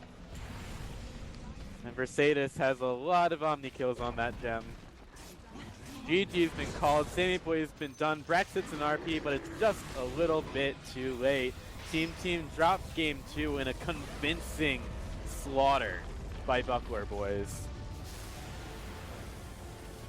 Well done by Buckler Boys. Honestly, both sides. Could have been a 2-0, but Team put up a great fight game 1. All in all, great series. It was a fantastic series to watch, and it definitely delivered what people expect from the best Dota in the world. 38-7. I mean, again, Buckler boys, they they showed us a real game here. Team just couldn't really bring it through in that one, and there were some opportunities there. I Rep in hope North that. America. Oh yeah, for sure. Hey, wake up. Well, we were able to watch Hey, some wake up. fantastic Dota tonight. Luckily, we do have an interview. Well, we had an interview for the last series, but we got another one for you. The man of the last game, Mercedes, really coming in with some clutch E-Blade was moved to your saves, and he channel. has made his way into the broadcast channel. Welcome, Mercedes. Hello. Hey, Hello. so excellent game two from you guys. Game one was pretty good as well. It was, really fun for me to watch the Buckler boys bring home some bacon there. Yeah, it was nice playing some Dotes against Team. Pretty difficult team to face. It was some good matches there. Had a lot of fun. I'm a big fan of the Radiance jug build that you went this game. You cleaned up house. I mean, I was in the game. I don't think I did anything exceptional. It's a pretty. I like the build for Jug. I think it's most of the time the more viable build these days with how they've changed his ulti and Battle Fury and all that. Yeah, It's- honestly, Omni so Slash is much not fun to great. spin at people, just dot them to death before they have BKBs. It's the way to Yeah. go. The spin E-Blade Radiance is just like super nice. Blade your teammates, E-Blade the enemy, spin on shit. Really cool. And your army still does damage with Radiance too, because that gives you a lot of DPS. It's just really nice for just overall team fighting. Yeah, I saw that tragedy in the mid lane where you bounced to the creep wave. Could tell you got a little frustrated there. Dude, okay, so originally I checked when I was first going, I was like, okay, no creep wave, and then I chased him and I was like, okay, and then a creep wave spawned, and then I hit on the creep wave, and it was a little, but it ended up being okay. A little frustrated, but roll it back. At least you got the bear dude to get you the kill secure. Oceana did have a pretty good game as a support Ursa. Yeah, it was rough for him early game because it's like 3 range hero versus a melee, but he definitely brought it back. He got a lot of work done. My favorite play of that game though was when he TP'd mid, and like that was literally the difference between us getting first blood and them getting first blood. Was him running up and auto attacking one time. Oh yeah, the gunner also missed the LSA dodge. He used it while it was on cooldown. Did he? Okay. Yeah, that's Well, a really little fun play to misplay watch. there, but I don't know. That was just my favorite play out of Ocean Man. That's his new name, by the way, Ocean Man. Ocean He's Man, take me by rebranded. the hand, take me Yeah. to the land. Fucking nuts. He did have an excellent early game, and you said it was a little bit difficult for him in lane, but it didn't really seem like that. It looked like Team didn't really understand how to play around the Ursa in that lane, and he started rotating a lot. I don't know if it was about the Ursus particularly. I just think that like we played really well around the fact of like making sure they couldn't pull the hard camp. Dire offlane is like super ass if you can't pull the hard camp, and so they just had nothing to do while on their entire tri lane. So like our NS is going fine top, Lena's doing fine mid, and then we're just trading bottom. And we also got a lot of denies with our Bane and Jug, so that also helped our lane super much. So they were just like slowly losing the lane from getting out denied. And they just had no way to come back because we were making sure they couldn't pull. It wasn't like super much to do with the Ursa, but definitely contributed. Yeah, it's all about the strategy. I get you there. So I appreciate you for coming in for the interview with us. Really appreciate it. I know it can be tough, especially with how taxing these games can be mentally. Do you have any shoutouts to give before we let you go? Shout out to my team. Thanks for playing, guys. Shout out to the viewers at NADCL. The more the merrier. The longer the league's gonna go on. Keep up the good work, everybody. Thank you guys for casting. That's also very important to this. Yeah, that's about it. All right, so there you have it. Mercedes coming in, owning that interview like a boss. User I disconnected want to from thank your channel. him once again for coming through, and again offer my congratulations to both teams, Buckler boys and Team coming in with the 1-1 in that last match. Yamson, any final thoughts on the day? For the first series I've ever casted, I think it was spectacular. Pleasure casting with you, Pith. I think we did good. I echo that sentiment as well. So if you think that Yemsun did good, make sure you go ahead and follow him on his Twitter. That is Yemsun_Dota. And where else can they find you? They can find me in game, poning these NADCL noobs as we Oh, head for the shit. top 4 and go into playoffs. There you go. Make sure you catch every single one of his games in the NADCL and do not miss a match. Check out this channel. Go ahead and follow it. Ring that notification bell, and you won't miss any of the best Dota action in the world. That's going to be it for the NADCL tonight. I'm Python Legume. You can follow me on Twitter at Python Legume, and you can make sure that you appreciate every single one of the lads that work on the NADCL because these guys, it's a labor of love, and they definitely do have a lot of passion for what they do. So for the NADCL, for the players, as well as me and Yemsun, I want to wish you all good night, and as always, cheers.